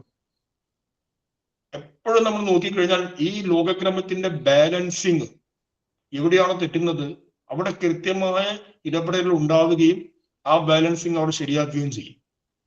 അത് നമ്മുടെ ചുറ്റുപാടുമുള്ള കാര്യങ്ങൾ നമ്മളൊന്ന് ചെറുതായി നിരീക്ഷിച്ചു കഴിഞ്ഞാൽ ഈ ലോകത്തിന്റെ മൊത്തമുള്ള ഒരു കാര്യങ്ങൾക്ക് ഉദാഹരണമായിട്ട് അതിനെ മാത്രം മനസ്സിലാക്കാൻ സാധിക്കും. എന്തുകൊണ്ടാണ്? ലോക സംഗ്രഹത്തെ ചിന്തിക്കുന്ന അനുകമ്പാപൂർണയായ ഒരു തത്വം അതിന്റെ പുറകിൽ ഉള്ളത് കൊണ്ടാണ്. അതുകൊണ്ട് ലോകസംഗ്രഹവിദോ എന്നുള്ളത് ലോകസംഗ്രഹ വിധിയിൽ, ലോകസംഗ്രഹ കാര്യത്തിൽ സാമർഥ്യമുള്ളവൾ എന്ന് പറയുമ്പോൾ ദേവിയുടെ തലത്തിൽ നിന്ന് ഈ പ്രപഞ്ച സംവിധാനത്തെ കൃത്യമായി നിലനിർത്തുന്നു എന്ന് മനസ്സിലാക്കാം. ഇനി ഇതിനെ ഒരു വഴിയായി കണ്ട് ഒരു സാധകന്റെ തലത്തിൽ എങ്ങനെ മനസ്സിലാക്കാം? സാധകന്റെ തലത്തിൽ ആക്ച്വലി ഇവിടെ വാസ്തവത്തിൽ സാധകൻ എന്നുള്ള പേര് നമുക്ക് ഔപചാരികമായിട്ടേ പറയാൻ സാധിക്കൂ. ഈ ലോകസംഗ്രഹം എന്നുള്ളത് ഒരു സാമാന്യ സാധകന്റെ ലക്ഷണമല്ല. ഒരു സാമാന്യ സാധകന്റെ കർത്തവ്യമല്ല ലോകസംഗ്രഹം. പലരും പറയും ഒരുപാട് നവോത്ഥാന നായകന്മാരുടെ പേര് പറഞ്ഞ് അതിന്റെ കൂടെ ഗുരുവിനെയും ചേർക്കും. ഇന്ന നവോത്ഥാന നായകൻ, ഇന്ന നവോത്ഥാന നായകൻ, ഇന്ന നവോത്ഥാന നായകൻ, ശ്രീനാരായണ ഗുരു എന്ന നവോത്ഥാന നായകൻ, അങ്ങനെ ഒരുപാട് പേരുടെ കൂട്ടത്തിൽ ചേർക്കാവുന്ന പേരല്ല ഗുരുവിന്റെ പേര്. ഗുരുവിന്റെ കർമ്മം നമ്മൾ നവോത്ഥാനം എന്ന് പറയുന്നതിനേക്കാൾ നല്ലത് ലോകസംഗ്രഹം എന്നാണ് പറയുന്നത്. ലോകസംഗ്രഹ കർമ്മം. എന്തുകൊണ്ട്? ഒരു സാധാരണ മനുഷ്യനെ സംബന്ധിച്ച് അവന്റെ പ്രവൃത്തി ലോക നന്മയെ കരുതി ആകുമ്പോൾ അതിനെ നമുക്ക് എന്ത് പറയാം? നവോത്ഥാനം എന്ന് പറയാം. എന്നാൽ സ്വയം അവതാരങ്ങളായിരിക്കുന്നവരുടെ ലോക നവോത്ഥാന കർമ്മത്തിൽ, ലോക നന്മയെ കരുതിയുള്ള പ്രവർത്തനങ്ങളിൽ ലോക സംഗ്രഹ കർമ്മം എന്നാണ് പറയുന്നത്. ജീവൻ മുക്തന്റെ ലക്ഷണമാണ് ലോകസംഗ്രഹം. ജീവൻ മുക്തിയുടെ ലക്ഷണം നമ്മൾ കൃത്യമായി പഠിച്ചു, ദർശനമാലയിൽ പഠിച്ചു. നിർവാണ ദർശനത്തിൽ ദഗ്ധ്വാ ജ്ഞാനാഗ്നിന സർവം ഉദ്ദിശ്യ ജഗതാം ഹിതം കരോതി വിധിവത് കർമ്മ ബ്രഹ്മവിത്ത് ബ്രഹ്മണി സ്ഥിത എന്ന് പഠിച്ചു. ഇതൊരു സാധാരണ മനുഷ്യന്റെ കർത്തവ്യത്തെ കുറിച്ചല്ല പറഞ്ഞത്, ജീവൻ മുക്തന്റെ കർത്തവ്യത്തെ കുറിച്ചാണ് പറഞ്ഞത്. ബ്രഹ്മവിത്ത് എന്ന് പറയാൻ ജീവൻ മുക്തനാണ്. ആ ബ്രഹ്മവിത്തിന്റെ കർത്തവ്യമാണ് എന്ത്? ലോകസംഗ്രഹ കർമ്മം. അറിവാകുന്ന അഗ്നിയിൽ എല്ലാത്തിനെയും ഭസ്മമാക്കി ഈ ലോകത്തിന്റെ ഹിതത്തെ ഉദ്ദേശിച്ച് പ്രവർത്തിക്കുന്നു. ലോകത്തിന്റെ ഹിതത്തെ ഉദ്ദേശിച്ച് പ്രവർത്തിക്കാൻ നല്ല പ്രയാസമാണ്. എന്തുകൊണ്ട്? കാരണം ഗുരുദേവൻ ഇവിടെ പറഞ്ഞിട്ടുണ്ട്, കർമ്മ കൗശല ജുഷാ നിഷേധ്യത എന്ന് പറയുന്നത്. കർമ്മ കൗശല നിപുണനാൽ ദേവിയെ പൂജിക്കപ്പെടുന്നു. ഈ കർമ്മ കൗശല നിപുണൻ ആരാണ്? കർമ്മ കൗശല നിപുണനാണ് ബ്രഹ്മവിത്തായ ഒരു സാധകൻ, മീൻസ് ബ്രഹ്മവിത്തായ ഒരു ജീവൻ മുക്തൻ. വാസ്തവത്തിൽ ഈ കർമ്മ കൗശല നിപുണൻ എന്ന് പറയുന്നത് ഒരു സാധാരണ തരത്തിൽപ്പെട്ട വ്യക്തിയെയല്ല. കാരണം ഈ ശ്ലോകത്തിൽ നമ്മൾ പരിശോധിച്ചറിയാൻ സാധിക്കും, ഈ കൃതിയെ പരിശോധിച്ചാൽ മനസ്സിലാക്കാൻ സാധിക്കും, ദേവിയോട് അഗാധമായ പ്രേമവും ഭക്തിയും കാണിക്കുന്ന ഒരു വ്യക്തിയെ ഗുരുദേവനിൽ വരച്ച് കാണിക്കുന്നത്. ആ വ്യക്തി എന്താണ്? സാധാരണക്കാരനല്ല. മുൻ ശ്ലോകത്തിൽ പറഞ്ഞ് യോഗി മൃഗിതാം എന്ന് പറഞ്ഞു. യോഗികൾ അന്വേഷിക്കുന്ന, യോഗികൾ അനുസന്ധാനം ചെയ്യുന്ന അമ്മയെ. ഇവിടെ പറയുന്നു കർമ്മകുശല നിപുണനാൽ പൂജിക്കപ്പെടുന്ന അമ്മയെ. അപ്പൊ കർമ്മകുശല നിപുണൻ എന്ന് പറയുന്നത് ജീവൻ മുക്തൻ തന്നെയാണ്. ആ കർമ്മകുശല നിപുണന്റെ കർമ്മത്തെയാണ് ലോകസംഗ്രഹ കർമ്മം എന്ന് പറയുന്നത് ഒരു മനുഷ്യന്റെ തലത്തിൽ. എന്താണ് കർമ്മകുശലത? ഗീതയിലെ പ്രസിദ്ധമായ യോഗസു കർമ്മസു കൗശലം, കർമ്മത്തിലുള്ള അതിയായ കൗശലം. നമുക്കൊരു കാര്യത്തെ സമ്പന്നമാക്കണമെങ്കിൽ, സമ്പന്നം മീൻസ് പൂർണ്ണമാക്കണമെങ്കിൽ, ഒരു കാര്യത്തെ പൂർണ്ണമാക്കണമെങ്കിൽ ശാരീരികമായും മാനസികമായും അതിലേക്ക് നമ്മൾ ഊർജത്തെ കൊടുക്കേണ്ടതുണ്ട്. ചായ ഉണ്ടാക്കണം എന്നതൊരു കർമ്മമാണ്. ചായ ഉണ്ടാക്കണം എന്നുള്ള കർമ്മം പൂർണ്ണമാക്കണമെങ്കിൽ പാത്രം എടുക്കണം, അതിൽ വെള്ളം ഒഴിക്കണം, അടുപ്പത്ത് വെക്കണം, ഗ്യാസ് ഓണാക്കണം, പഞ്ചസാര എടുത്ത് വെക്കണം, ചായപ്പൊടി വേണം, പാല് വേണം, അങ്ങനെ ഒരുപാട് കർമ്മത്തെ ശാരീരികമായ തലത്തിൽ നമ്മൾ ചെയ്യണം. അത് ചെയ്യണമെങ്കിൽ നമ്മളിൽ അത്യാവശ്യം ഒരു ഊർജം വേണം. ഒരു 6 മാസം പ്രായമുള്ള കുട്ടിയോടാ ചായ ഉണ്ടാക്കുക എന്ന് പറഞ്ഞാൽ ആ കുട്ടി ഉണ്ടാക്കുമോ? കാരണം ആ കുട്ടിക്ക് പാത്രം വെക്കാനുള്ള കരുത്തില്ല. അപ്പൊ ശാരീരികമായ കരുത്ത് വേണം, കൂടാതെ എന്ത് വേണം? മാനസികമായ കരുത്തും വേണം. ഇവയൊക്കെ സംയോജിപ്പിക്കാൻ ബുദ്ധി പ്രവർത്തിക്കണം, കൃത്യമായ രീതിയിൽ നല്ല കടുപ്പം ഉണ്ടാകണം, അതേപോലെ പാല് കൃത്യമായിട്ട് മിക്സ് ആകണം, പഞ്ചസാര കൃത്യമായി ചെയ്യണം. ആ അനുപാതത്തെ ക്രമീകരിക്കണമെങ്കിൽ അത് ബുദ്ധിയുടെ വ്യായാമമാണ്. ബുദ്ധി വ്യായാമം ചെയ്യുമ്പോൾ മാനസികമായ ഊർജം വേണം. അപ്പൊ ഒരു കർമ്മം പൂർണ്ണമാക്കണമെങ്കിൽ ശാരീരികവും മാനസികവുമായ ഊർജം നമ്മൾ കൊടുക്കണം. അപ്പൊ മഹാത്മാക്കളുടെ കർമ്മം ചിന്തിച്ചു നോക്കൂ. മഹാത്മാക്കളുടെ കർമ്മം എന്ന് പറയുമ്പോൾ ചിന്തിക്കാൻ പോലും സാധിക്കില്ല. ഒരു മനുഷ്യന് ചെയ്യാൻ കഴിയുന്ന കർമ്മങ്ങളാണ് ഇതൊക്കെ. ഗുരുദേവന്റെ സശരീര കാലത്തിൽ സ്വാമി തൃപ്പാദങ്ങൾ ചെയ്ത കർമ്മങ്ങൾ വലിയ മഹാപ്രസ്ഥാനങ്ങളെ സ്ഥാപിക്കുന്നു, 1000 ആണ്ടുകൾ നിലനിൽക്കുന്ന വ്യവസ്ഥിതിയെ കീഴ്മേൽ മറിക്കുന്നു, അതും ഒരു തുള്ളി രക്തം ചിന്താതെ. ലോകത്തിന് തന്നെ ഇന്നും ഉൾക്കൊള്ളാൻ മീൻസ് ആഴത്തിൽ പഠിച്ചു തീർക്കാൻ കഴിയാത്ത പ്രൗഢഗംഭീരങ്ങളായ കൃതികൾ രചിക്കുന്നു. അപ്പൊ ഒരു മനുഷ്യന് ചെയ്യാൻ സാധിക്കാത്ത, ആയിരക്കണക്കിന് മനുഷ്യന്മാർക്ക് പോലും ചെയ്യാൻ സാധിക്കാത്ത കാര്യമാണ് ഗുരു ചെയ്തത്, മഹാത്മാക്കൾ ചെയ്തത്. ഇവിടെ ചിന്തിക്കേണ്ടത് ഒരു ചായ ഉണ്ടാക്കാൻ നാം ശാരീരികവും മാനസികവുമായി ഊർജ്ജം ചെലവഴിക്കുന്നു. അങ്ങനെ ഒരു മനുഷ്യനെ സംബന്ധിച്ച് ആ മനുഷ്യന് സാധ്യമായ, ആ മനുഷ്യനെ കൊണ്ട് ചെയ്യാൻ സാധ്യമായ എല്ലാ കരുത്തും, ശാരീരികമായും മാനസികവുമായുള്ള എല്ലാ കരുത്തും വിനിയോഗിച്ചാലും അതിലൂടെ ഉണ്ടാകുന്ന കർമ്മം അതിനും പരിമിതിയുണ്ട്. നമുക്ക് പലരും ഒരു ആയുഷ്കാലം മുഴുവനും കഷ്ടപ്പെട്ട് ത്യാഗം ചെയ്ത് അവരുണ്ടാക്കുന്നത് എന്താണ്? ഒരു വീട്, ഭാര്യ, രണ്ട് കുഞ്ഞുങ്ങളും, ഏതാനും സാഹചര്യം. അതിന്റെ അപ്പുറത്തേക്ക് ഈ ലോകത്തെ കീഴ്മേൽ മറിക്കാൻ അവർക്ക് കഴിയുന്നുണ്ട്. ഒരു ആയുഷ്കാലം മുഴുവനും പെടാപ്പാട് വിട്ട് കഷ്ടപ്പെട്ട് ബുദ്ധിമുട്ടി, അങ്ങനെ ഒരു മനുഷ്യൻ എത്ര കഷ്ടപ്പെട്ട് എത്ര ബുദ്ധിമുട്ടി കഴിഞ്ഞാൽ ആ മനുഷ്യൻ അതിലൂടെ ഉണ്ടാക്കുന്ന കർമ്മത്തിനൊരു പരിധിയുണ്ട്. പിന്നെ എങ്ങനെയാണ് ഈ ലോകത്തെ മാറ്റിമറിക്കാൻ കഴിയുന്ന ലോകസംഗ്രഹ കർമ്മങ്ങളെ ഒരു മനുഷ്യനിലൂടെ ഉണ്ടാക്കാൻ കഴിയുക? ഒരു കുടുംബത്തെ പരിപാലിക്കാനുള്ള കഷ്ടം നമുക്കറിയാം. അപ്പൊ 10,000-കണക്കിന് കുടുംബങ്ങളെ നേരെയാക്കാൻ വേണ്ടി ഒരു മനുഷ്യൻ പ്രവർത്തിക്കാന്ന് പറഞ്ഞു കഴിഞ്ഞാൽ ആ മനുഷ്യന് ആ ഊർജം കരുത്ത് എവിടുന്ന് കിട്ടി? എന്തായാലും ഒരു മനുഷ്യന്റെ പരമാവധി ഊർജവും പരമാവധി കരുത്തും നമുക്ക് ഓരോരുത്തർക്കും അറിയാം. സ്വയം നമ്മെ കുറിച്ച് നമ്മൾ ചിന്തിച്ചു കഴിഞ്ഞാൽ എനിക്ക് എത്രത്തോളം വലിയ കർമ്മം ചെയ്യാൻ സാധിക്കും, എത്രത്തോളം ഊർജം ശാരീരികമായും മാനസികമായും എനിക്ക് ചെലവഴിക്കാൻ സാധിക്കും എന്നുള്ളത് സ്വയം നമുക്കറിയാം. അപ്പൊ കർമ്മകുശലത എന്ന് പറഞ്ഞു കഴിഞ്ഞാൽ ഒരു മനുഷ്യന് ചെയ്യാൻ സാധിക്കാത്ത അതിതീവ്രമായ കർമ്മങ്ങൾ ചെയ്യുക, അതിനെ ചെയ്യാൻ വേണ്ടി ചില ടെക്നിക്ക് ഉപയോഗിക്കുക. ഇതാണ് കർമ്മകുശലത എന്ന് പറയുന്നത്. ആ ടെക്നിക്ക് എന്താണ്? ആ ടെക്നിക്കാണ് നിമിത്ത ഭാവത്തിൽ ഇരുന്നു കൊണ്ട് കർമ്മം ചെയ്യുക. ലോകത്തിൽ എല്ലാവരും കർമ്മം ചെയ്യുമ്പോഴും അതിശക്തമായ കർത്തൃത്വ ബോധത്തിൽ ഇരുന്നാണ് കർമ്മം ചെയ്യുന്നത്. ഞാനാണ് ചെയ്യുന്നത് എന്നുള്ള കർത്തൃത്വ ബോധം എല്ലാവരും ഉണ്ട്. വലിയൊരു പരിപാടി വിജയിച്ചാൽ നമ്മൾ വൈകാരികമായിരിക്കും, വളരെ വൈകാരികമായി സംസാരിക്കും. എന്തുകൊണ്ട്? ആ പരിപാടി ഞാനാണ് സംഘടിപ്പിച്ചത്, ഞാനാണ് അതിനെ വിജയത്തിലേക്ക് എത്തിച്ചതെന്നുള്ള ഭയങ്കര കർത്തൃത്വ ബോധം നമ്മളിലുണ്ട്. ഈ കർത്തൃത്വ ബോധം ദൃഢമായിരിക്കുന്നത് കൊണ്ട് ഒരു പരിധിയിൽ കവിഞ്ഞ വലിയ പ്രവർത്തനം ചെയ്യാൻ നമുക്ക് സാധ്യമല്ല. നമ്മൾ ചെയ്യും, പക്ഷെ ഒരു പരിധി കഴിഞ്ഞാൽ പിന്നെ ചെയ്യാൻ സാധിക്കില്ല. എന്നാൽ ഈ കർത്തൃത്വ ബോധത്തിന് പകരം ഈ പ്രപഞ്ച സംവിധാനം എന്നിലൂടെയാണ് ആ കർമ്മം ചെയ്യുന്നത് എന്നുള്ള നിമിത്ത ഭാവത്തിൽ ഇരുന്നു കഴിഞ്ഞാൽ നമ്മളിലൂടെ വരുന്ന കർമ്മം നമ്മൾ പോലും അതിശയപ്പെട്ടു പോകും. 10,000-കണക്കിന് മനുഷ്യർക്ക് സാധിക്കാത്ത കർമ്മം നമ്മളിലൂടെ വരും. ഞാനല്ല ചെയ്യുന്നത് എന്നാണ് പ്രപഞ്ച സംവിധാനം. കാരണം ഈ ലോകത്തിന്റെ നിലനിൽപ്പ്, ലോകസംഗ്രഹ വിധി എന്ന് പറഞ്ഞല്ലോ, ലോകത്തിന്റെ സുഖകരമായ ഒരു നിലനിൽപ്പുണ്ട്. ആ നിലനിൽപ്പിന് വേണ്ടി ഞാൻ സഹകരിക്കുന്ന വേളയിൽ എന്നെ ഒരു മാധ്യമമായി ഉപയോഗിച്ചുകൊണ്ട് ഈ പ്രപഞ്ച സംവിധാനം തന്നെ എന്നിലൂടെ ആ കർമ്മത്തെ ചെയ്യുന്നു. പ്രപഞ്ച സംവിധാനം ഒരു കർമ്മം ചെയ്യുകയാണെങ്കിൽ ആ കർമ്മത്തിന് അളവ് എത്രമാത്രമായിരിക്കും നമുക്ക് ചിന്തിക്കാൻ പറ്റുമോ? പ്രപഞ്ചം തന്നെ നേരിട്ട് ഈ കാണപ്പെടുന്ന മുഴുവൻ അണ്ടകടാഹത്തെയും നിലനിർത്തി അതിനെ വ്യവസ്ഥാപിതമായി മുന്നോട്ട് കൊണ്ടുപോകുന്ന ഒന്നിനെയാണ് നമ്മൾ പ്രപഞ്ച സംവിധാനം എന്ന് പറയുന്നത്. യൂണിവേഴ്സൽ കോസ്മിക് മൈൻഡ് എന്ന് വേണമെങ്കിൽ പറയാം. ആ പ്രപഞ്ച സംവിധാനം ഒരു വ്യക്തിയിലൂടെ, ആ വ്യക്തിയെ നിമിത്തമാക്കി, ആ വ്യക്തിയിലൂടെ ഒഴുകി ഒരു കർമ്മത്തെ ചെയ്യുകയാണെങ്കിൽ ആ കർമ്മം 10,000-കണക്കിന് വ്യക്തികൾക്ക് ചെയ്യാൻ സാധിക്കാത്ത കർമ്മമായിരിക്കും ഈ വ്യക്തിയിലൂടെ വരിക.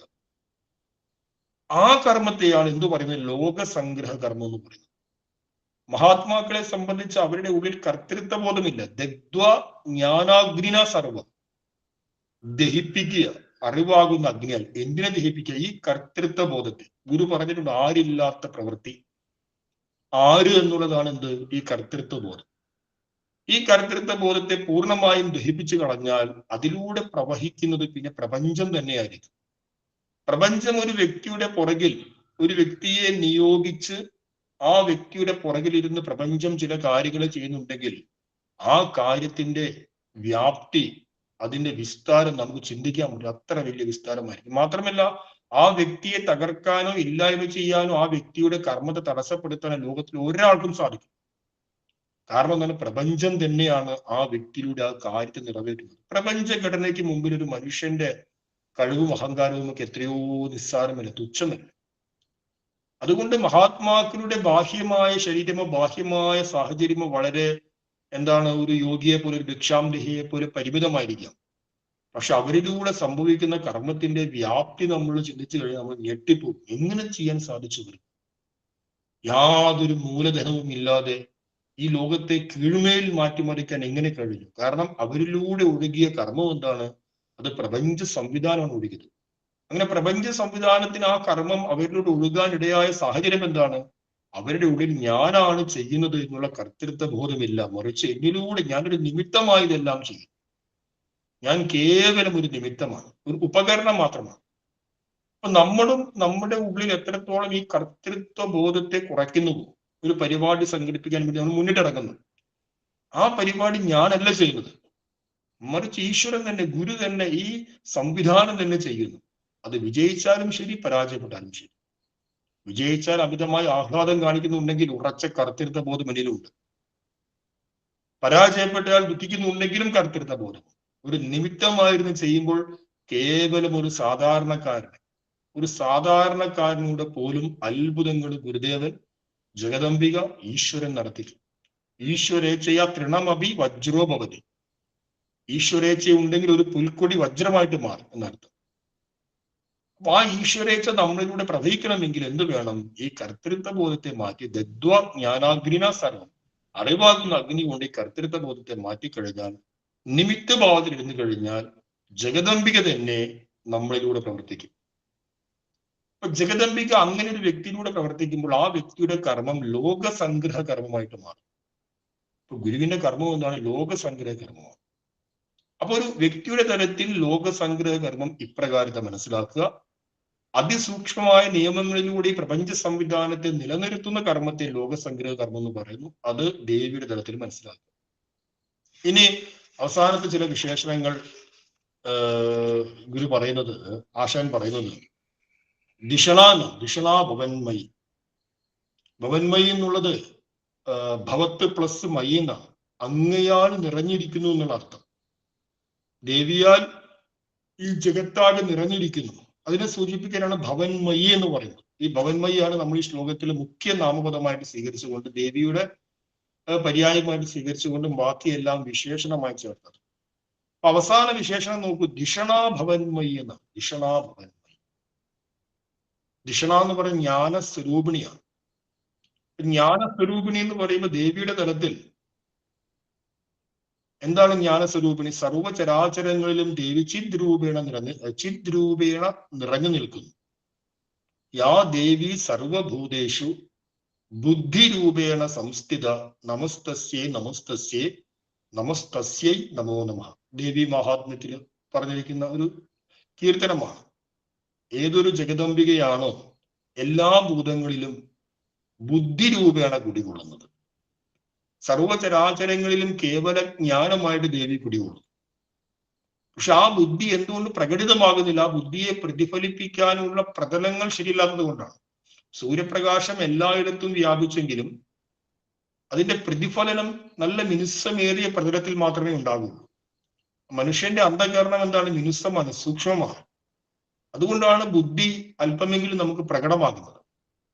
അപ്പൊ അറിവാകുന്ന രീതിയിൽ ചിദ്രൂപേണ ദേവി ഇവിടെ എല്ലാം പരിവ്യാപ്തമായിരിക്കുന്നു. അതുകൊണ്ടാണ് ദിഷണ എന്ന് പറയുന്നത്. ഇനിയൊരു സാധകന്റെ തലത്തിൽ നോക്കൂ. സാധകന്റെ തലത്തിൽ വ്യക്തിഗതമായിരിക്കുന്ന തന്റെ ബുദ്ധിയെ സമഷ്ടി ബുദ്ധിയുമായി താതാത്മ്യപ്പെടുത്തി കഴിഞ്ഞാൽ അതിനെന്തു പറയാം? സാധകന്റെ തലത്തിൽ ദിഷണ എന്ന് പറയാം. ഇതേ ആശയം തന്നെയാണ് നമ്മൾ മുൻ ശ്ലോകത്തിൽ വ്യാഖ്യാനിച്ചത്. ഒരു സാധകന്റെ തലത്തിൽ അവന്റെ കർത്തൃത്വ ബോധത്തെ ഇല്ലാതാക്കി മാറ്റി നിമിത്ത ഭാവത്തിൽ ഇരുന്നു കഴിഞ്ഞാൽ അവന്റെ കർമ്മം പിന്നീട് ലോകസംഗ്രഹ കർമ്മമായിട്ട് മാറും. കർത്തൃത്വ ബോധത്തിൽ ഇരിക്കുകയാണെങ്കിൽ അവന്റെ കർമ്മം എന്തായിട്ട് മാറുന്നു? ഞാൻ ചെയ്യുന്നു എന്നുള്ള കർമ്മമായിട്ട് മാറും. അതേപോലെ തന്റെ വ്യക്തിഗതമായ ബുദ്ധിയെ, ആ വ്യക്തിഗതമായ ബുദ്ധിയോടുള്ള താതാത്മ്യം കുറച്ച് കൊണ്ടുവന്നു കഴിഞ്ഞാൽ സർവചരാചരങ്ങളും നിറഞ്ഞിരിക്കുന്ന പ്രാപഞ്ചിക ബുദ്ധി അവനിലൂടെ പ്രകടമാകും, സമഷ്ടിഗത ബുദ്ധി പ്രകടമാകും. ഇത് ഒരു സാധകന്റെ തലത്തിൽ സാധകന്റെ ഒരു സാധനയായിട്ട് നമുക്ക് ഈ ആശയത്തെ മനസ്സിലാക്കാം. വ്യക്തിഗത ബുദ്ധിയും സമഷ്ടിഗത ബുദ്ധിയും തമ്മിലുള്ള താതാത്മ്യമായിട്ട്. അപ്പൊ ഇത്രയും വിശേഷണങ്ങൾ ഈ ശ്ലോകത്തിലുണ്ട്. ഈ ഓരോ വിശേഷണങ്ങളെയും നമ്മൾ, കാരണം ദേവിയെ സൂചിപ്പിക്കാനാണ് ഈ ഓരോ വിശേഷണവും കുമാരനാശൻ പറഞ്ഞത്. ആ വിശേഷണവും ചർച്ച ചെയ്തു. ആ വിശേഷണത്തെ ഒരു സാധകന്റെ ജീവിതത്തിൽ എങ്ങനെ ഇംപ്ലിമെന്റ് ചെയ്യാം എന്നുള്ള കാര്യവും നമ്മൾ അനുബന്ധമായിട്ട് പഠിച്ചു. അപ്പൊ എന്താണ് ഈ ശ്ലോകം? ലുപ്തരാഗ സരണി സുനിശ്ചിത ലോകസംഗ്രഹ വിധൗ പട്ടീയസി കാച്ചനാംബദിഷണാ ഭവന്മയേ കർമ്മ കൗശല ജുഷാനിശേ വ്യതേനർത്ഥം. ലുപ്ത രാഗസരണിയും സുനിശ്ചിതയും ലോകസംഗ്രഹ കാര്യത്തിൽ സാമർഥ്യമുള്ളവളും ജ്ഞാനസ്വരൂപിണിയും ആയിരിക്കുന്ന അല്ലയോ ഭവന്മയി, അല്ലയോ അമ്മേ. ഭവന്മയി എന്നുള്ളത് അഭിസംബോധനയല്ല, പറഞ്ഞു എന്നുള്ളൂ. കർമ്മ കൗശല നിപുണനാൽ അമ്മ പൂജിക്കപ്പെടുന്നു. ഇങ്ങനെയുള്ള അമ്മ പൂജിക്കപ്പെടും. ഇതാണ് ഈ ശ്ലോകത്തിന്റെ താല്പര്യം. അതിന്റെ വിശദീകരണവും പറഞ്ഞു. ബാക്കി നമുക്ക് അടുത്ത ക്ലാസ്സിൽ ചിന്തിക്കാം. ഓം തത്സത്ത്. ശ്രീനാരായണ ഗുരുവർപ്പണമസ്തു.